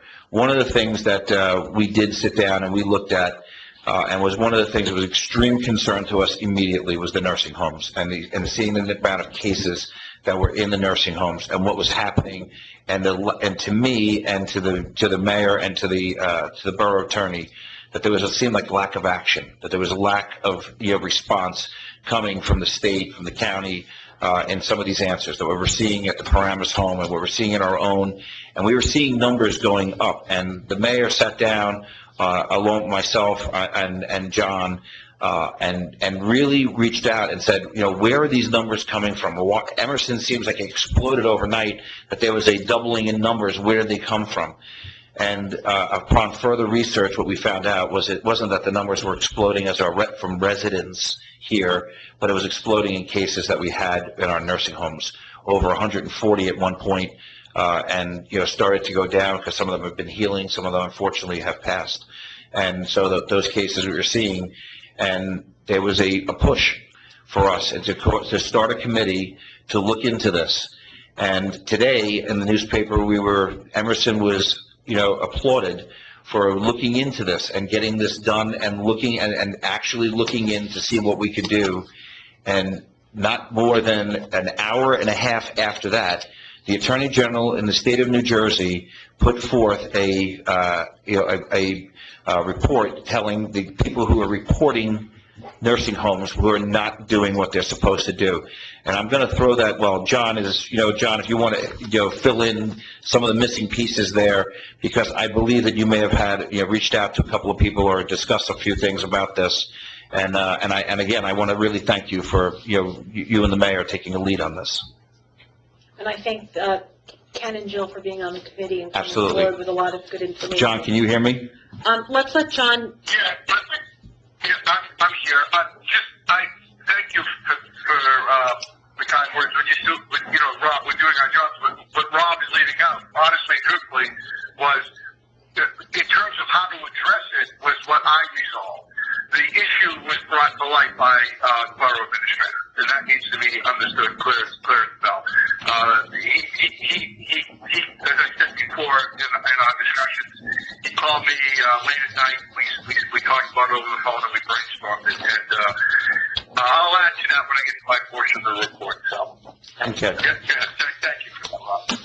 So I really don't have much else other than that. There is something that I'm going to discuss, like I said, that I want to bring up at our closed session, in the closed session, and then after that, I would have a further report that I would have to the public after that on a couple of things that we might discuss in there. After our closed session. Yes, Can I just ask you one question, Rob? sure. And we were talking about buildings with the fire department. Do we have any clue or any idea about the ambulance building? Because the floor still needs to be done, the insulation, the electrical, the doors.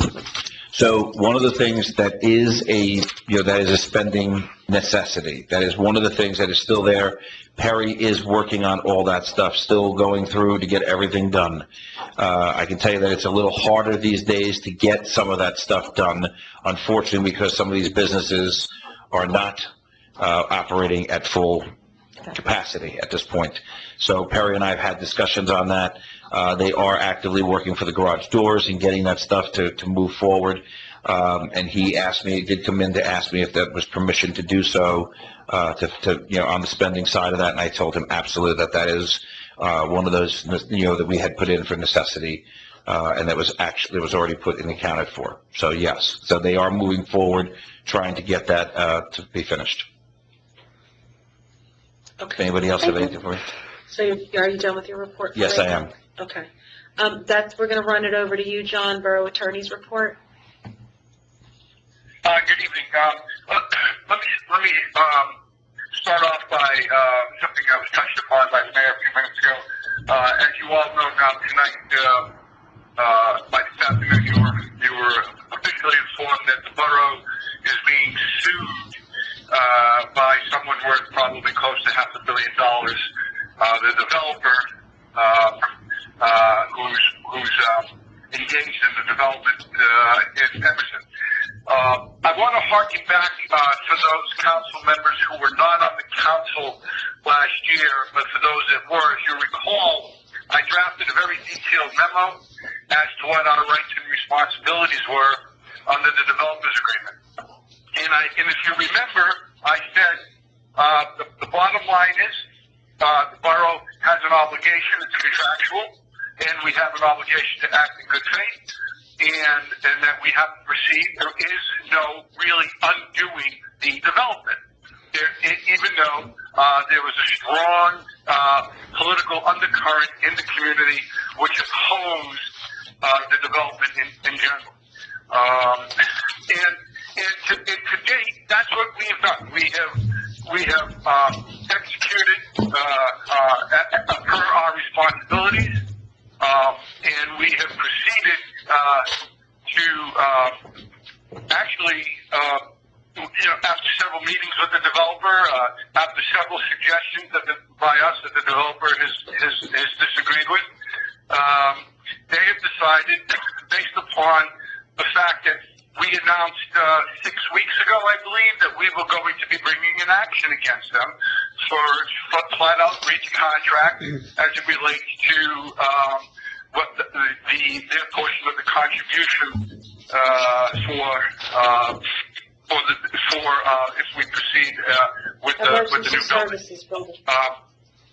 So what they've done with this lawsuit is they for the lawsuit. One, it is to try to, it's somebody with $500 million trying to intimidate the mayor and council. And in this particular instance, they're trying to intimidate the mayor because it appears, even though it's poorly drafted and unclear, that they are suing the mayor personally.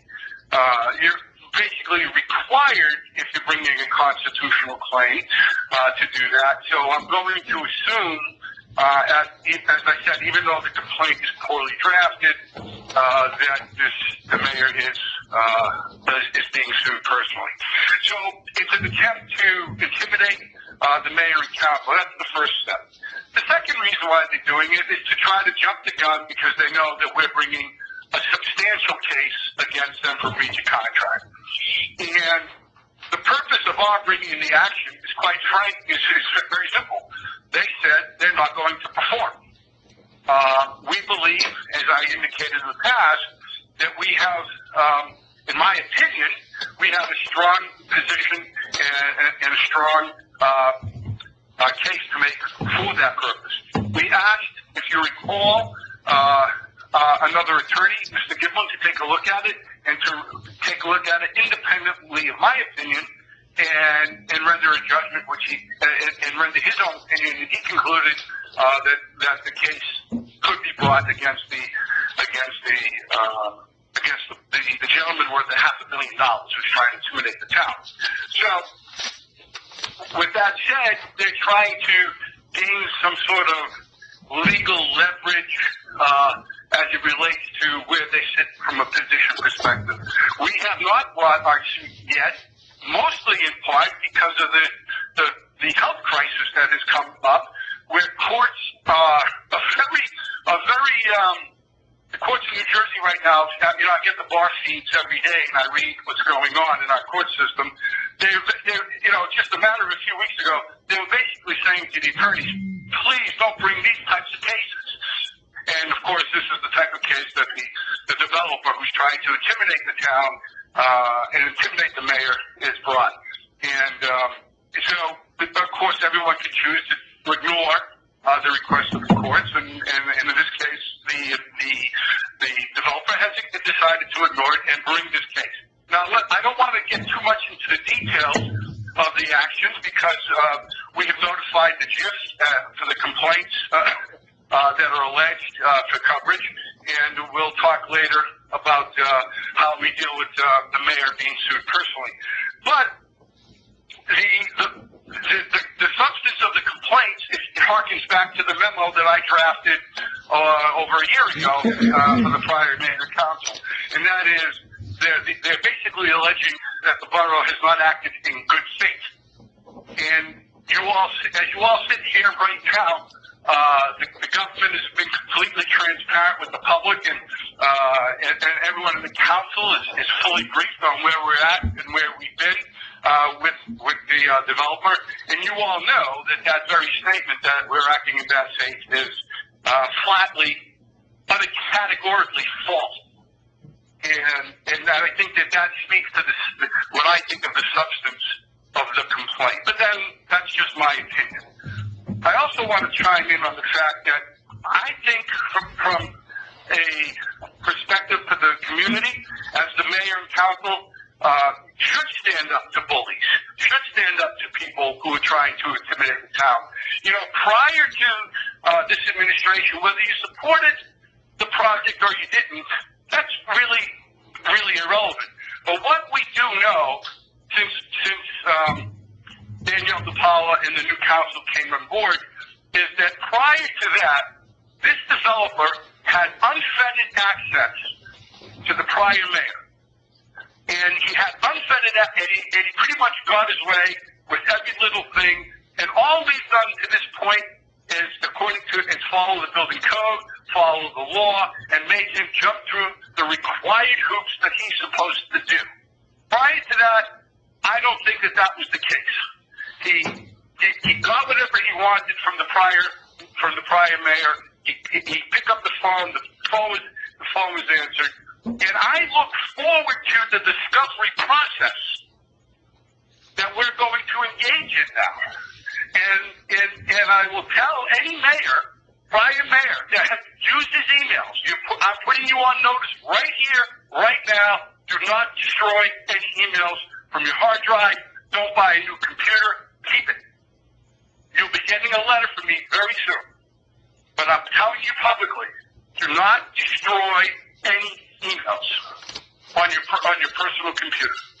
So, having said that, I look forward to the discovery process. You never know what you're going to learn with these things. And I think that the mayor and the council, in a bipartisan way over the past year, has acted accordingly and has proceeded in good faith. And you all should be commended for doing what was required under the law and doing what was required for the borough of Emerson. And that's my statement about the lawsuit. John, just not to say too much, but I do want to say that to back up your statements, the borough clerk does have the archives, and we already have had found several documents that support the statements that you've just made.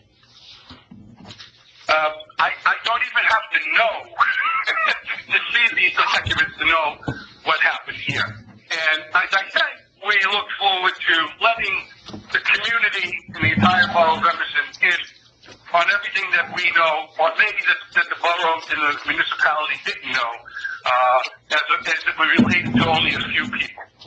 Having said that, let me move on to the committee for a moment. I want to report tonight that I had a conversation with the Attorney General regarding our committee, and he gave me the name of a person that's going to be running their concurrent investigation in the state, and he told me I should anticipate a call pretty promptly, and so he and I have been in touch with what we're doing in Emerson, and so that everyone knows that everyone is on the same page as what we're trying to accomplish. And so, having said that, I'm trying to think of something else that I could report on.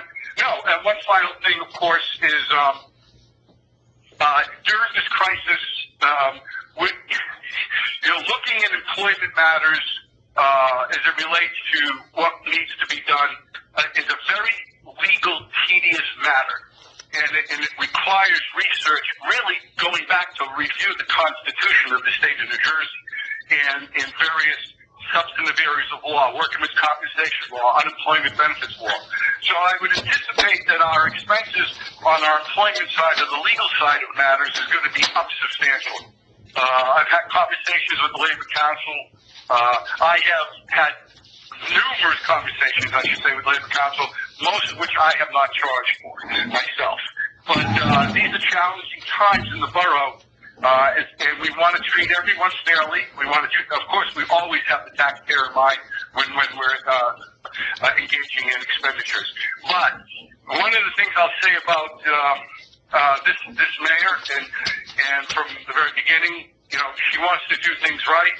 And it's better to know what your options are and what needs to be done instead of, shooting and then aiming. We like to aim and then shoot, and that's what we're doing so that we keep everyone, no one's violating anyone's constitutional rights and everyone's being treated properly. Any questions?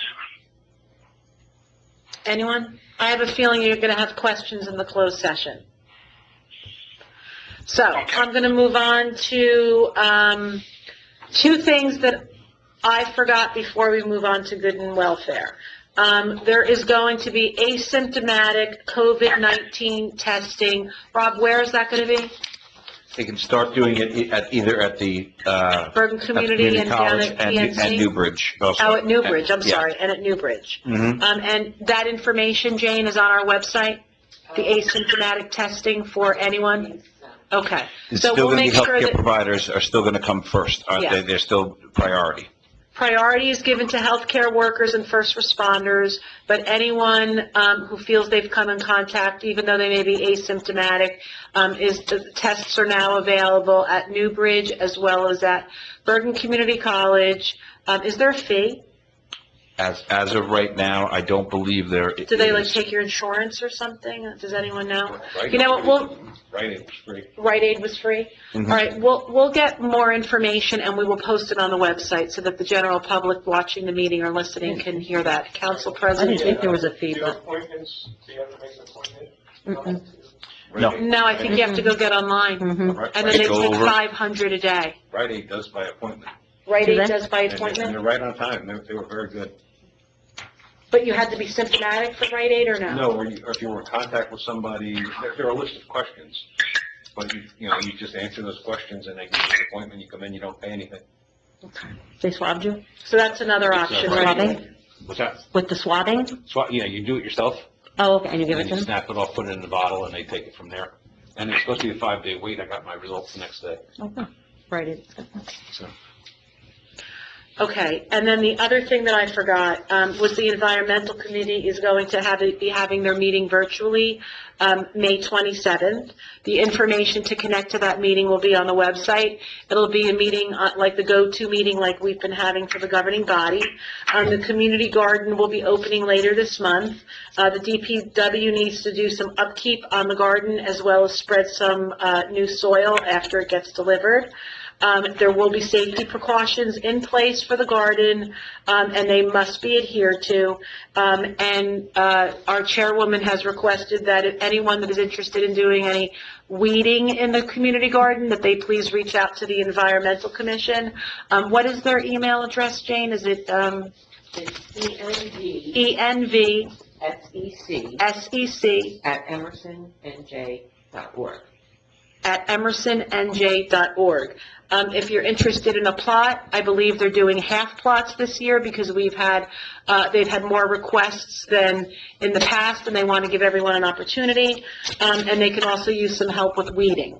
So please reach out to the Environmental Commission if you want to help out with that. Now we are going to go to good and welfare. I'll start with, Councilman Daley. Anything you'd like to share this No, I'm evening? just very impressed that we're moving along with the firehouse. It's something I feel very strongly about, and I'm just so happy with that approach that Rob's using. And dealing with Rob on other issues, I've been very impressed. And got to give due where it's due, and he's doing his job, and I appreciate that. Okay, good. Councilwoman McGuire, do you have anything to share this evening? Yes, I wanted to share that the Recreation Commission will be having a virtual meeting on Wednesday, May 6th, which is tomorrow, at 7:30 p.m. via GoToMeeting.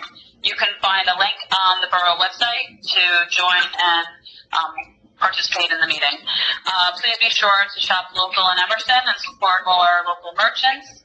And thank you to all the borough employees and volunteers who have helped keep the borough running during this time. I hope everyone's enjoying the warmer weather and the newly opened parks in a safe way.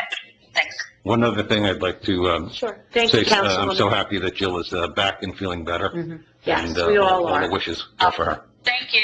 Thank you for the flowers and the cards to have sent. I really appreciate it. That was before the spending moratorium. Right, good thing I had the surgery ready. I appreciate it. Right in my day. Good. Councilwoman Denali, would you like to share I anything don't have this too evening? much today, as you know that the schools are going to be closed now for the, rest of the season. And I had mentioned last meeting that M&T Bank, that our own M&T Bank was doing a great job of reaching out to, the local businesses and trying to get them loans. But there was a little article in the newspaper, which I did save, I just didn't bring it because I didn't know I had to speak tonight. But I did save a little article in the paper that someone wrote in and said M&T Bank is one of the top banks in the country for reaching out and helping people. So that's our own little Chamber of Commerce. So that's just a shout out to them. And thank you for all the help you're giving the businesses.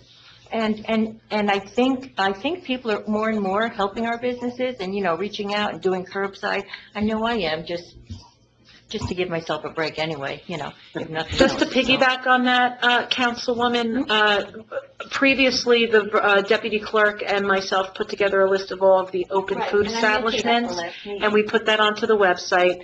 and I had reached out to members of the Chamber of Commerce, and just yesterday I received a list of all of the non-food businesses, and we will be working on a list in order to help the Chamber of Commerce and all of our local non-food establishments in order to put a comprehensive list together of who's still open, so that, as we said before, please shop local before you leave and go to a box store. So in the next few days, we're hoping to have a list of all businesses, one for food establishments and one for non-food, with their hours and telephone numbers, so that if you do need anything, you can reach out to them. I don't, now that you're talking about it, could you give, us an update on Cork and Keg? I see the sign, that, so how are they doing that? I think it says May 31st. I don't think we know anything officially about Oh, okay. Cork and Keg, but what I do know in having a conversation with Dominic from going in to buy something, is that they are moving into the Maras building. Maras, unfortunately, has left the borough. They've closed their business. I know everyone's going to miss them. I know I'm going to miss them, the staff as well as the food. But happily, Dominic and Cork and Keg will continue as an institution in the borough of Emerson, and we couldn't be happier about that. And they will be operating out of the Maras Italian restaurant location a little bit further up, closer to Oradell. Other than that, I don't really have an update on anything else. I don't know when they'll be opening. I know that they are considered an essential business, and there is construction going on inside the building. And I think that they are trying to stay on target to not skip a beat and try to continue to hit Memorial Day if people are going to need anything, 4th of July, graduations, whatever's permitted, I'm sure. They're going to try and hit that benchmark and stay in business. Council President Hoffman, do you have anything to say this evening? Yeah, just something short. The Shade Tree Commission, thank you. The Shade Tree Commission, with a little bit of delay, I believe, is finally going to be planting their trees for this year. There's one issue with one property, and I think they're going to push that to the fall because there's some disagreement there. So they're going to do the rest of them very soon. It's starting to get a little bit late as we get warmer.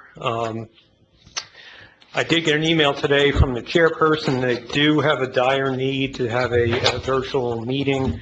They really need to get all together as a group and discuss some of the things that have been going on and going into the future. So I'm guessing that either Margaret or Marie, who's acting as their temporary secretary because they lost their permanent secretary, will be contacting you, Colleen, just so they can be aware of how to set that up. I'm not sure what date exactly. Marie has done several of them already. Okay, so she says... She's comfortable with it. She definitely not, but we're happy to help her. Okay, very good. So thank you for that.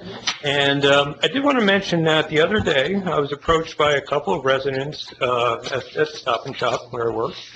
And they were very complimentary of you, Mayor, of the job you've done, of your reaching out to people. They said your announcements, where the phone, et cetera, are very clear, very helpful, very articulate. They were very impressed, and they thank you and the rest of the council for what you've been doing. So That's very sweet. I appreciate the kind words, but it's always a group effort, and I couldn't do anything without our council, our borough administrator, Jane, our deputy clerk, all of the staff in Borough Hall.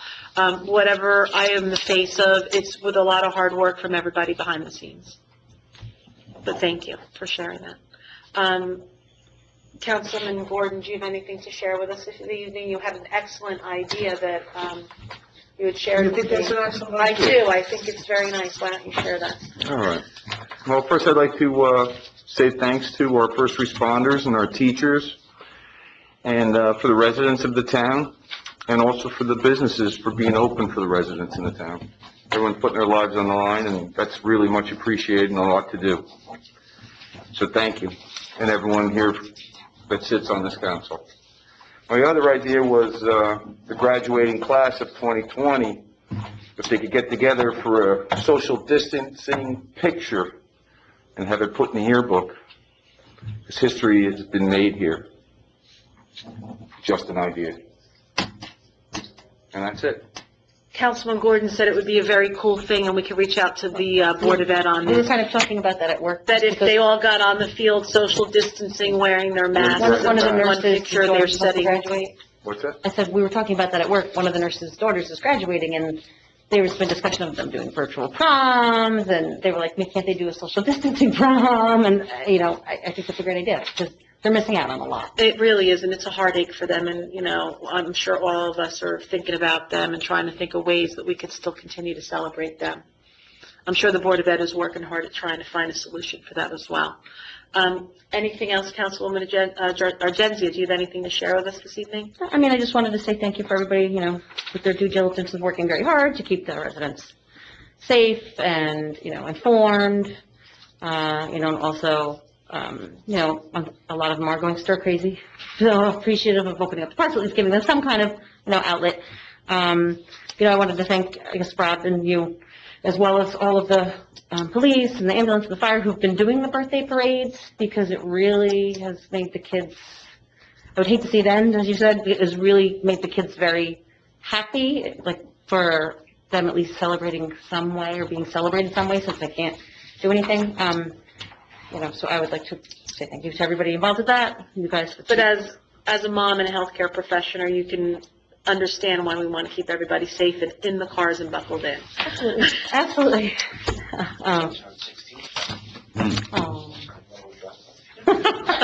We're not sending out. But having said that, get your own. I would hope that they wouldn't, if they do discontinue, just because, they started a page for, parents to put their children, anybody who's now, children's gonna celebrate the birthday between now to the end of the school year, since it is closed, a kind of calendar of whose birthday's whose, so people can be involved in that. So I don't know, I'll tell them to maybe notify you guys. Sure, have them reach out to Mr. Hermanson in the police department, and, the police will do a drive-by, I believe, for anybody of any age, if it's requested of, you call up Chief Mazzio. We're getting the fire department and the ambulance corps with the police department, coordinated through Mr. Hermanson's office, if it's for anyone that's 16 and under, because I think the kids that are a little bit younger like all the bells and whistles. But it is kind of cool to have the police if you're older, but if you're younger, it's the fire trucks and the ambulances and all those lights going. So we are happy to participate with our residents in order to bring some joy. So please reach out to us. But again, you have to be safe. Mayor, With anyone- item that I had forgotten. Yep. I just want one question as we're getting into May here, and I know this is not technically the borough, it's really the American Legion, but have you heard anything from them about the Memorial Day ceremony? That is something that our OEM you know what, I would be remiss, I totally forgot, Mark Savino, our OEM coordinator, is doing a good job keeping myself and the borough administrator and the governing body updated. I'm sorry, I was remiss in saying that earlier. But he brought that up to me. And we were discussing how we could do it. I'm hoping not to cancel it. I think we're just going to watch the news and see what's going on as far as the flattening of the curve. I mean, if we can get people together with the masks on and keep the social distancing, I think that, and if the veterans are, the American Legion is willing to participate, we can do something, even if it's half virtual, half in person. But I would certainly love to, memorialize Memorial Day and celebrate all of those that gave the ultimate sacrifice. Right, and it would be nice to somehow get that done if we can. This year is the 75th anniversary at the end of World War II. So I know that a lot of towns have already canceled parades for 4th of July and for Memorial Day. I'm on a group message. Well, being the mayor of Emerson, I'm in the Pascack Valley Mayors Association. So I get a lot of information from all of the mayors within the group, and we discuss different things in order to help each other and help our communities in order to say, what are you doing with this? What are you doing? How are you handling that? So we're constantly in contact, and I know that some of our surrounding towns have already canceled Memorial Day parades as well as 4th of July parades. But I think we're still kind of all out on the fence right now as far as commemorating it in some other way. So I do think that we're going to look to hold some kind of a service. We just don't know what, and stay tuned. When we do come up with it, it will be published on the borough website, and it will be sent out via SwiftReach. So, anyone else have anything to say before we move on? I just want to thank everyone, because it has been a very trying time in order to have these meetings virtually. We have our borough attorney and one of our council members attending virtually. We have the public. I want to thank them for hanging in. I still see that there still are several people holding on, either just to hear the meeting or to participate in the open portion of the public portion of the meeting.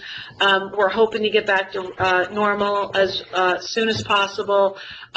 Today, I was really happy that I was able to see everybody's eyes, if not their whole faces, because everyone's wearing masks, as you'll see on YouTube or television tomorrow. I can't wear the mask because I'm doing all the talking, Brian. But if I get up, I will put it on if I get closer than 6 feet to someone. So, all right, we're going to end the good and welfare and move the meeting on to the public comment. So, the next order of business is public comment. Members of the public are welcome to speak on any topic by announcing your name and address for the record and asking for permission one at a time. In the interest of time, speakers are limited to 3 minutes, including questions and answers. In consideration of all who may wish to speak, please keep your comments brief and concise. If you would like to speak, everyone will get their chance for 3 minutes. Please state your name, and as I hear you, I will call on you one at a time. May I have a motion to open the meeting to general comments from the public? So moved. Second. I have a motion by Councilman Gordon and a second by Councilman Bailey. All in favor? Aye. Aye. Any opposed? We are open to the public. Would anyone from the public like to speak?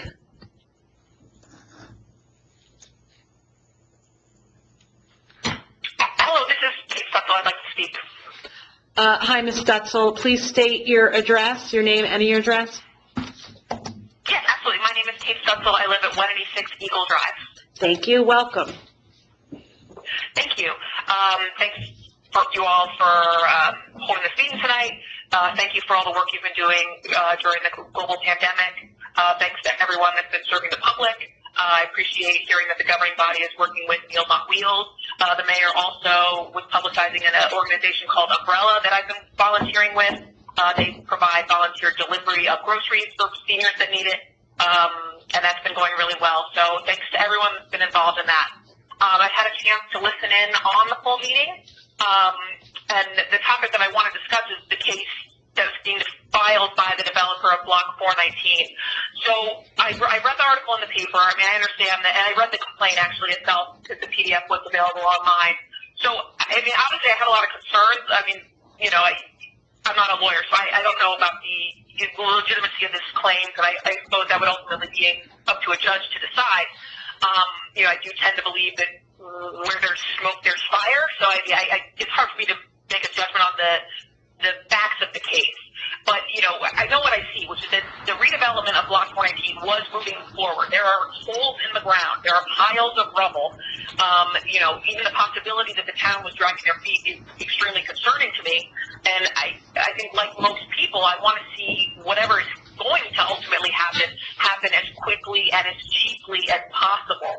You know, not just to save taxpayers money in an area that's already very expensive and in a town that has a lot on its plate, including a school project that we're going to be paying for soon, including the redevelopment of Borough Hall, including the possibility of an open space tax, which was discussed earlier.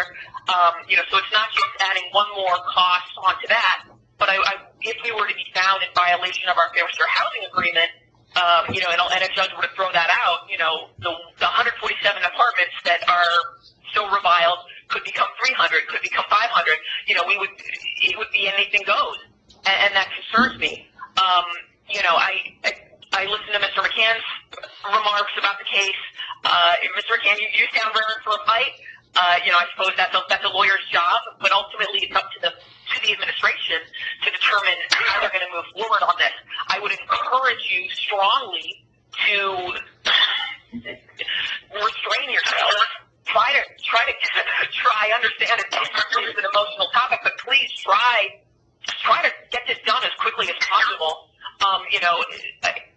My question is going to come later. Is ultimately going to be, what is this going to cost? I need to understand that. What is the weighing of the cost would be to fight this versus to settle? How will we see line item costs? One specific concern about Mr. McCann's remarks involved, there's discussion of like the previous administration and who's going to destroy their emails. I don't understand what relevance that has to this issue. I honestly find that a little bizarre. Let's keep focused on the issue at hand. There's a contractual relationship with this developer. Let's do what we have to do to get this solved as quickly and as efficiently as possible. Because if we don't, like Mr. Hoffman said earlier, taxpayers are really going to be struggling in the coming years due to this pandemic and due to just the regular cost of living in northern New Jersey. Ms. Stutzel, the 3 minutes are up. I'd like to give somebody else an opportunity to speak. Would anyone else from the public like to speak? I'd like to respond to that, Mayor. Mr. McCann? Sure. Sure. So, thank you for your comments. I heard your comments. And it's not an issue of raring for a fight, and it is about the taxpayer. And what is particularly relevant is how this agreement came into place, because it relates to a number of issues why we are suing the developer for breach of contract. This is simply strategy. A lot of the stuff that you just stated was the same arguments put forth by the prior mayor as to why, if we don't do this now, it's going to cost us 600 years. Those are the scare tactics that people engage in what is really a simple matter. The simple matter is very simple. The matter is very simple. There is a breach of contract action that the town is going to file against the developer. The developer, who's worth $500 million, has decided to try to intimidate. And as it relates to your point that it's up to a judge to decide, of course it's up to a judge to decide. But that doesn't detract from the frivolous claims that are made, as I stated, in my opinion, in that complaint. The government has not dragged its feet, and your facts are wrong on that, because I've been part of this process for the past year and a half. If anything, they have dragged their feet as it relates to documents to be supplied, but you don't know that. So, and as to the comment of there's smoke, that there's fire, it tells me that you may have already predetermined what's going on, which is fine. Everyone's entitled to an opinion, and they're entitled to ask their government, and they should. Okay? As to the cost, it will cost, we don't know.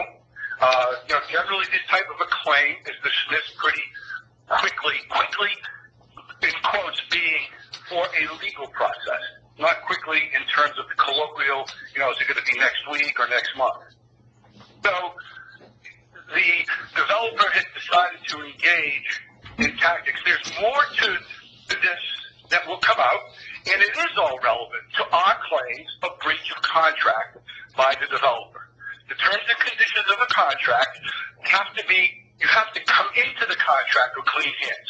You have to come into the contract with everyone knowing what's going on, and that includes the council. And if you have people not keeping other people fully informed and asking them to vote on it, then that becomes a problem for the community. And so all relevant facts from the national stage of this project are definitely 100% relevant to what's going on in our case as we bring it forth. So I hope that answers your question. Would anyone else from the public wish to speak during the public comment?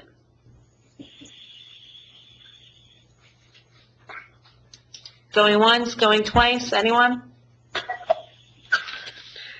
Hearing no more requests, may I have a motion to close the meeting to the public? So moved. Second. Second. All in favor? Aye. Any opposed?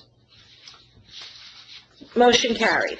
Next order of business is resolutions on consent agenda. May I have a motion to approve consent agenda resolution 100 through 20, Just 100-20. 100-20. This is a new way that they do that, so I keep reading it wrong. 100-20. So moved. Second. That's a motion by Council President Hoffman and a second by Councilman Bailey. May I have a roll call, please, Ms. Deche? Councilman Bailey? Yes. Councilwoman McGuire? Yes. Councilwoman Janela? Yes. Council President Hoffman? Yes. Councilman Gordon? Yes. Councilwoman Arzenzia? Yes. Passes Mayor 6-0. Thank you, Ms. Deche. The next item on the agenda is closed executive session. Members of the public may remain on this go-to meeting until we return to open session, at which time formal action may be taken. Just to explain, we're going to go into closed. We're going to disconnect from this go-to meeting. Our deputy clerk is going to stay on the line and keep the meeting live. So I'm going to ask Mr. McCann, myself, and Councilwoman McGuire, after the motion is made and passed, to disconnect from the go-to meeting, and then we will call you on the telephone or on FaceTime in order to conduct the closed session meeting, and then we will all re-engage back on the go-to meeting and join the public that remains on, as long as the deputy clerk, who is so graciously helping us with the technical aspect of this meeting. Does everyone understand? Okay, good. So may I have a motion to go into closed executive session to discuss matters exempt from the public pursuant to NJSA 10-4:4-1 et sec. So moved. Second. All in favor? Aye. Any opposed? Aye. Motion carried. We are now in closed session. All right, so I'm going to hang up. Yes. Wait for me. Muted, Okay, so we are recording. and we are recording. May I have a motion to go back into open? So moved. Second. All in favor? Aye. Any opposed? Conference will now be recorded. Do we have any motions? The Borough Attorney, John, would you like to put the motion forth for one of the council members to make?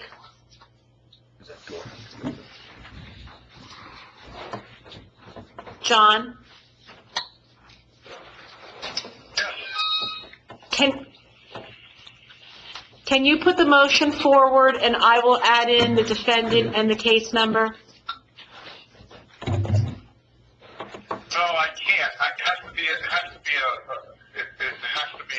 I'm not an official. All right, can I just say what the request for the motion is, and then someone can make the motion and second it? Yes. Okay. Yes. Okay. Can I have a motion to indemnify Danielle DePaola, the mayor of Emerson, who is being sued by the plaintiff, Emerson Redevelopers Urban Renewal LLC, in case number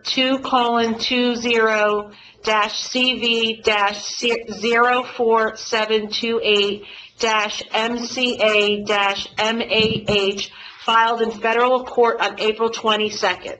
May I have a motion to indemnify Danielle up to $20,000 in legal fees? I will make a motion to indemnify Danielle DePaola for up to $20,000 in legal fees. And we need a second. Second. And Mr. Bailey will second that. So we have a motion from Councilman Hoffman. We have a second from Councilman Bailey. Can we take a roll call, please, Jane? Councilman Bailey? Yes. Councilwoman McGuire? Yes. Councilwoman Janela? Yes. Council President Hoffman? Yes. Councilman Gordon? Yes. Councilwoman Arzenzia? Yes. Passes Mayor 6-0. Thank you, Ms. Deche. Any other business, Mr. Hermanson? I just have a question for the attorney on the discussion of what we had in closed session about hiring and on the other matter. Do we actually have to make a motion and do that, John? And do I have to do after this now? for the hire, if we do a hiring freeze, make that announcement here. No. You can just make it up, you don't need a vote on that, that's management. All right, so, Mr. Hermanson, would you like to make any announcements after the closed session meeting? Yes. In the closed session, we discussed the matters that obviously are going on and what's affecting the borough and how it affects the borough. And one of the things that we did decide is that a hiring freeze would be put forth unless for an essential employee, all non-essential employees, there would be a hiring freeze that would include part-time employees during summer, part-time employees that would be, for that, so non-essential. We've also discussed a pay freeze for the borough as of, for now, waiting to go forward to see what happens. So at this time, the administration, along with council, has recommended not only a spending freeze that we currently have in place, but also now a hiring freeze and a pay freeze. And I just want to elaborate. Normally, after the budget is adopted, in a very soon meeting thereafter, a salary ordinance is passed. We are suspending passing the salary ordinance because of the pay freeze. That is correct. Okay, just so that it's clear for everybody. All right, and there's no motion needed, that's just an announcement. That's the attorney says no Okay, motion. very good. With no further business to continue with this evening, may I have a motion to adjourn at 10:56 p.m.? So moved. Second. Motion by Council President Hoffman, second by Councilman Gordon. All in favor? Aye. We are adjourned. Be safe, be healthy. Good night.